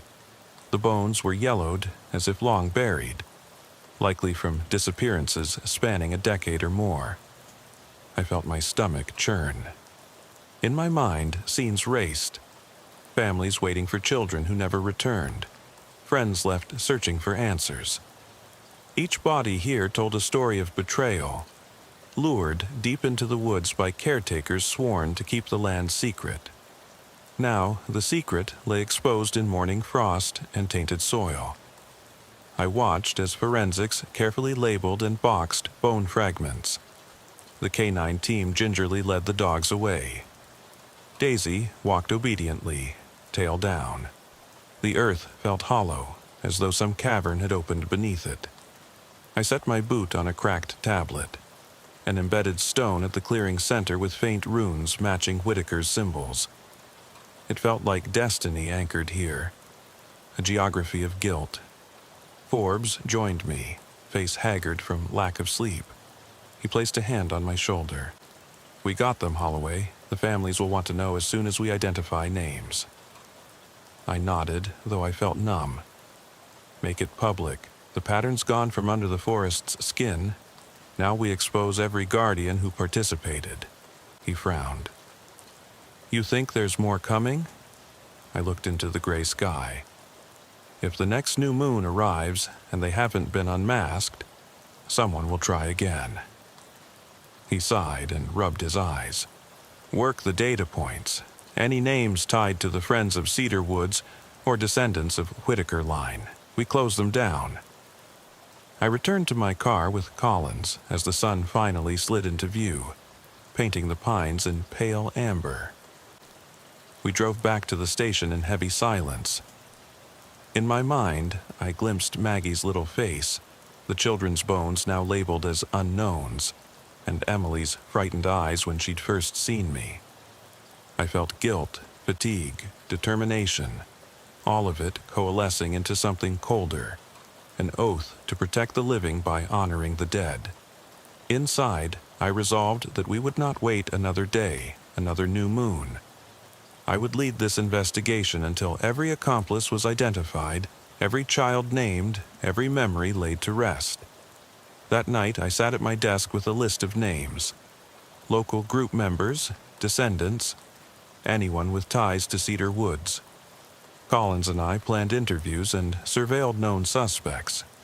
We coordinated with neighboring counties to share our findings. I realized the fight was far from over. It was a generational purge, one that required unwavering vigilance. The forest outside seemed to press its shadows against my office window, whispering of what lay beneath each root and stone. I took a ragged breath. "We'll finish this," I muttered to the empty room. "We'll end it." I gathered my papers, turned off the desk lamp, and walked into the hallway.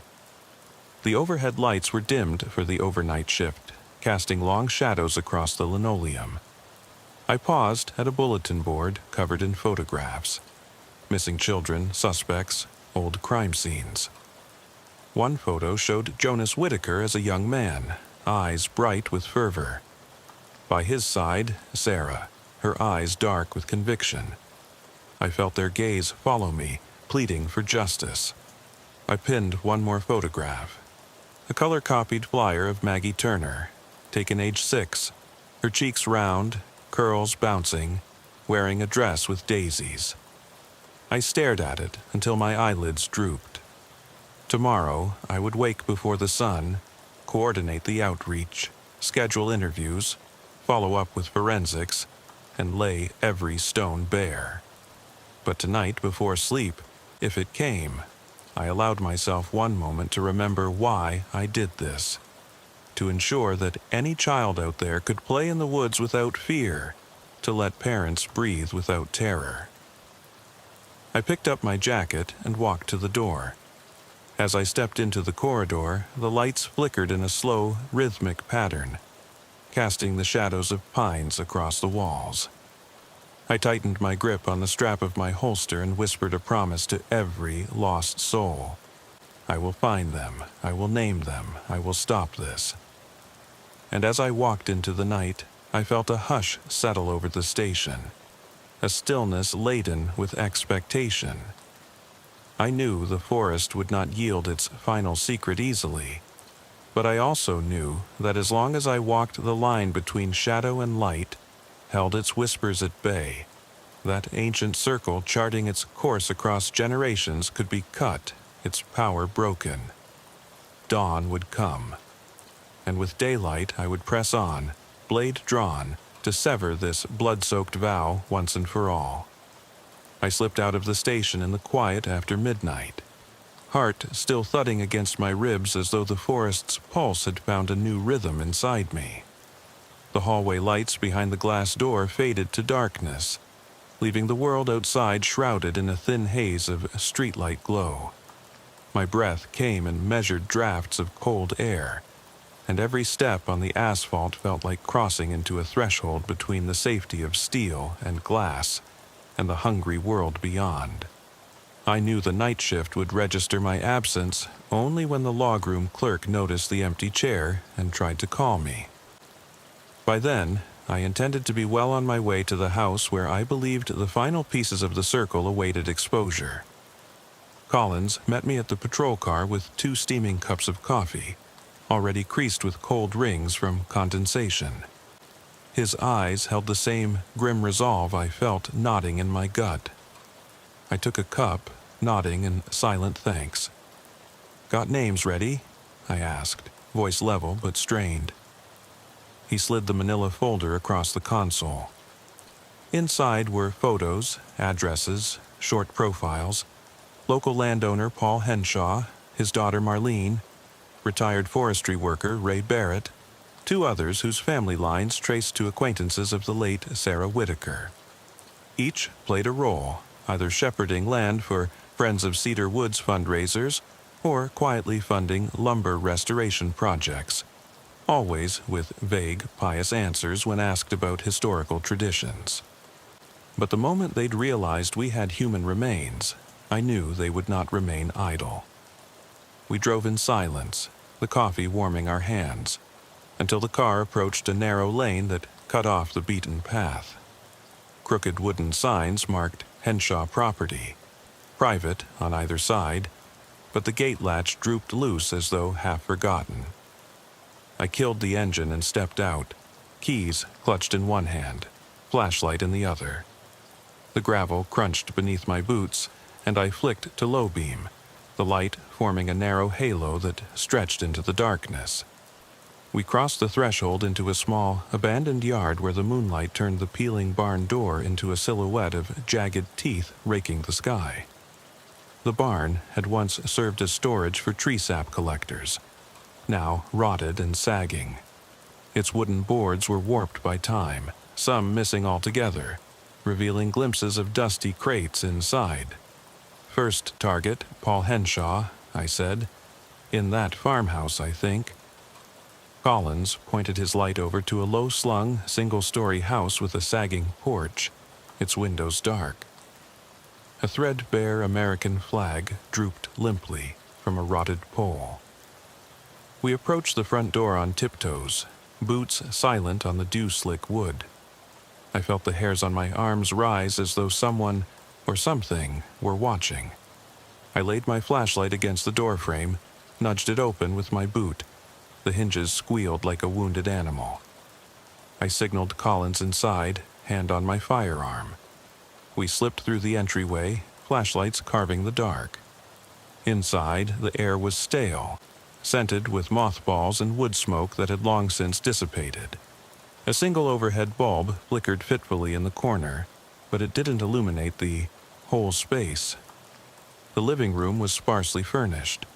A sagging couch, a round table toppled, family photos stained by age, and I swept the beam across the floor. Nothing moved, no footprints, no dust disturbed in days. I crouched beside the fireplace hearth and noticed faint grease smudges on the brick, forming a pattern. An inverted star inside a circle, roughly etched. My breath caught. Someone had drawn this here, but with what? I stamped to avoid rubbing my boots across evidence. The residue looked oily, dark brown, almost a shade of clotted blood. I snapped a photo and rose. Collins had already eased into the adjacent kitchen. Empty, counters bare except for a rusted can opener. I heard his soft voice. "Back door's ajar." I flicked my light toward a narrow hall leading to bedrooms. We moved cautiously, rounding corners, each creak of floorboard echoing. We found Henshaw in the master bedroom, shirtless, seated on the edge of the bed, head pressed in his hands. He looked up when we entered, eyes red-rimmed, a soft whimper escaping his throat. He was gaunt, pale, like he hadn't eaten in days. A sword-like nerve of recognition shot through me. Henshaw's face matched a figure in a grainy photo I'd seen dated 2012, standing beside the old Whitaker oak at a community fundraiser, smiling brightly. Now his eyes brimmed with guilt. I could almost taste the tension. I holstered my weapon, stepping close enough to see the sweat on his brow. "Mr. Henshaw," I said softly, "we need to talk." He swallowed. "I wasn't going to hurt her," he whispered. Collins knelt to handcuff him. Henshaw's shaking hands offered no resistance. "Who?" I asked, voice taut. He choked, staring at the floor. "It was the child," he said, head shaking. "I didn't want to kill the child, I swear, but they said it had to be done. They said it would end the curse if I helped." My pulse pounded like a sledgehammer. "Who said that?" He closed his eyes. "Barrett. Ray Barrett."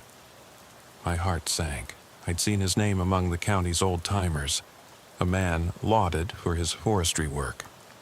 If he'd been orchestrating these horrors, I had to find him next. We secured Henshaw in the back seat of the patrol car, stacked in the dawn haze. His pale form slumped against the headrest as though any moment he would slip into unconsciousness. Overnight, I'd already wired the farmhouse for a full SWAT presence. The new leads demanded a concerted response. Collins drove Henshaw to the county lockup. I climbed into the passenger seat and stared at his face in the rearview mirror as he clutched the bars. Behind me, the sun sank blood-red behind the woods, an omen, or perhaps just smoke from a distant controlled burn. I didn't trust omens anymore. Only evidence mattered. I slid out of the car, flashing my badge to the jailer. Inside, Henshaw crumpled onto the bench, eyes fixed on the floor. I asked the booking officer, "Keep him hydrated. Forensics will need his Prince blood sample." Also, he gave me Barrett's name. "I want Barrett's house checked immediately." The booking officer nodded, picking up the phone. I left, each footstep heavier than the last. I hopped back in my car and dialed dispatch. 47 to dispatch, I said. "Check Ray Barrett's property. He's listed 2 miles north on Pinewood Road. Request backup. I'm heading there." The static crackled. "Copy, 47. We'll inform Barrett." "ETA all units 10 minutes. I thumbed off the radio and peeled out, tires spitting gravel. Barrett's house was an isolated cabin crouched beneath towering pines. As I approached, I saw 2 sheriff's cruisers and a K-9 unit circling the property. The yard was littered with wood chips, as though someone had recently carved something. Faint wisps of smoke curled from a rusted chimney. Someone still living here. I killed the engine, holstered my gun, and joined the perimeter. A sergeant steered me to a spot by the front steps. "We got Barrett sitting on his porch," he said. "He surrendered without incident." I breathed out, relief and determination knotting inside me. Barrett sat in a battered rocking chair, hands folded in his lap, eyes hollow. The sergeant called him over, but he shook his head. As I stepped closer, I noticed Barrett's hands were stained dark, long fingernails fringed with brown grime. A deep scowl carved his face, but as our eyes met, his expression cracked into something resembling sorrow. "Mr. Barrett," I said, voice low, I need to see where you kept your materials. He sighed, standing, limping slightly as he shuffled toward a side door. I followed with Collins at my side. Inside, the cabin was littered with chicken feathers spread on the floor, candles melted into conical shapes, symbols drawn in ash around an altar. The smell was oppressive, rotting meat and incense. On the altar lay a scale, old paper pages stained red with faded ink, each scrawled with the circle-shaped symbol. I traced a finger across a collection of small braided feathers, a child's size, dyed in patterns resembling ritual tokens. I shivered.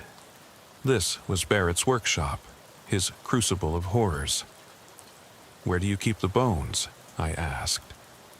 Barrett nodded, leading me down a steep staircase into a narrow cellar. The walls were lined with driftwood and bundles of dried herbs. In the dim glow of my flashlight, I saw cages filled with tiny birds, sparrows and finches, some hanging upside down, others huddled in corners with dull eyes. Their chests pulsed weakly. My stomach churned. He pointed farther in, a crude wooden box, lid slightly ajar. I knelt, careful, opened it, and saw fragments of small human bones mixed with splintered wooden shards. Shards from toys, perhaps. Each piece was marked, labeled with faded names. Maggie Turner, 2005. Benson Child, 2012. Young Autry, 2015. My throat closed. Barrett watched me with unflinching gaze. "Each sacrifice stoked the earth's hunger," he said, voice flat.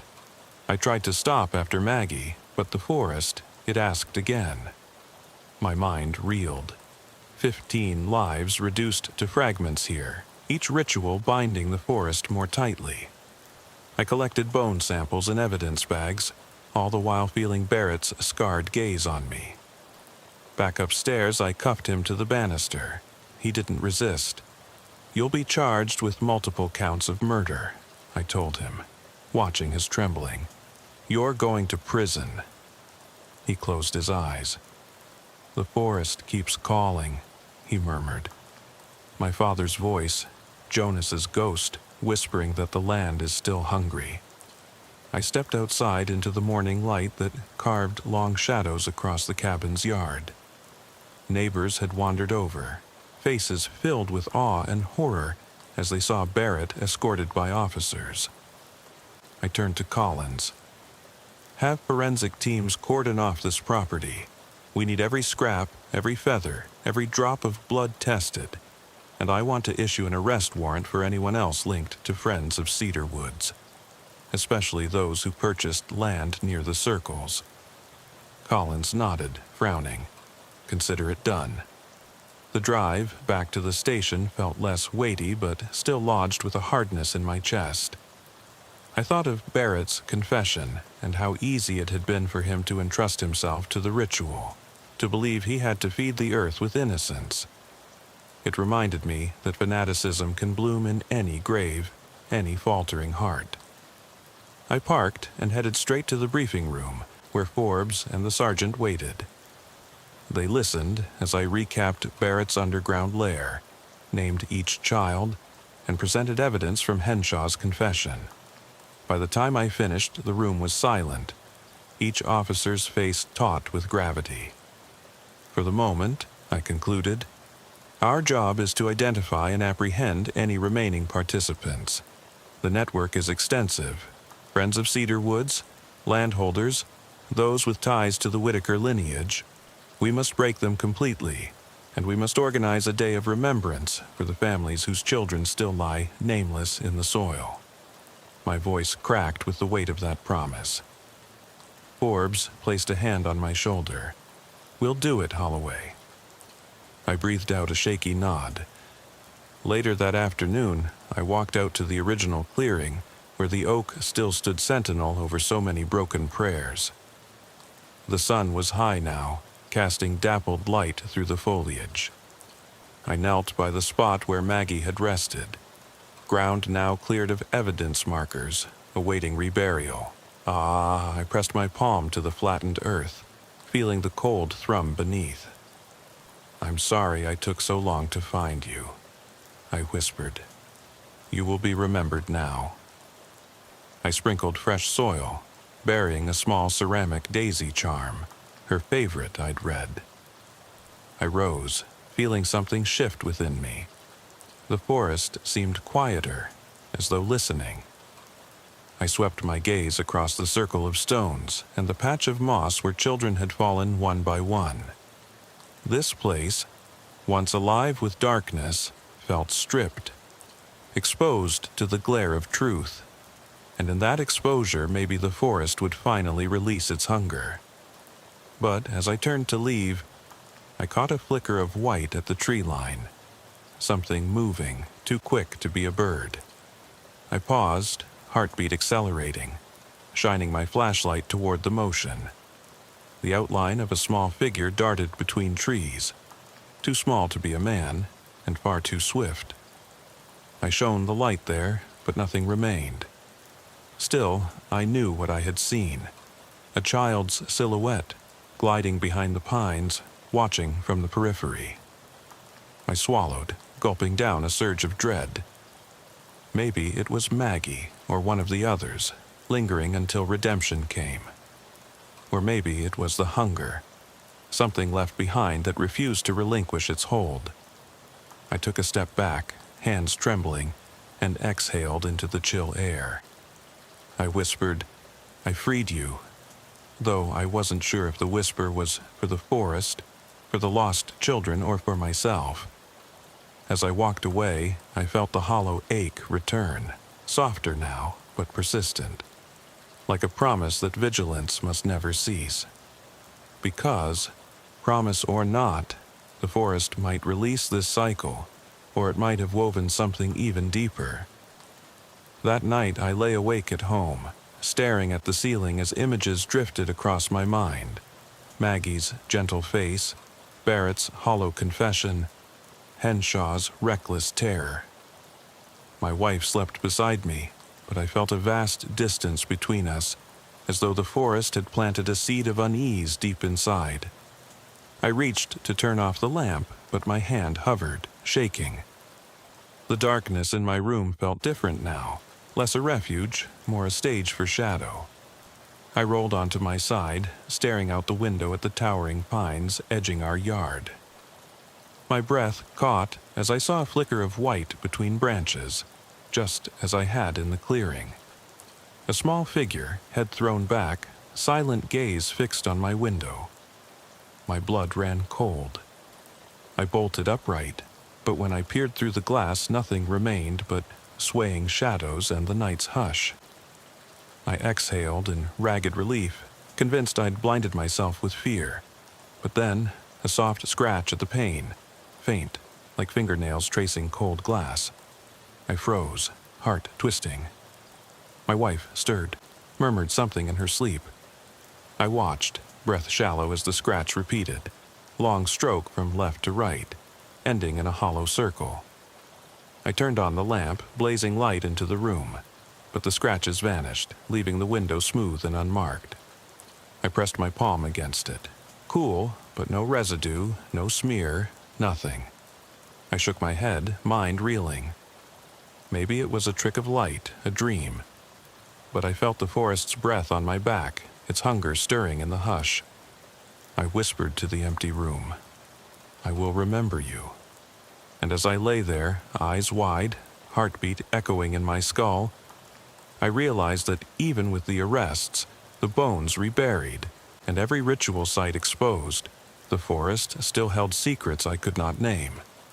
And in that unknowable space a promise was forged, that the pines would wait, patient, for the day when I, Detective Marcus Holloway, betrayed my pledge or faltered in shadow. Because even as dawn approached, I understood that darkness never truly dies. It only hides until it can breathe again. And that thought, more than any horror I had faced, chilled me to the core.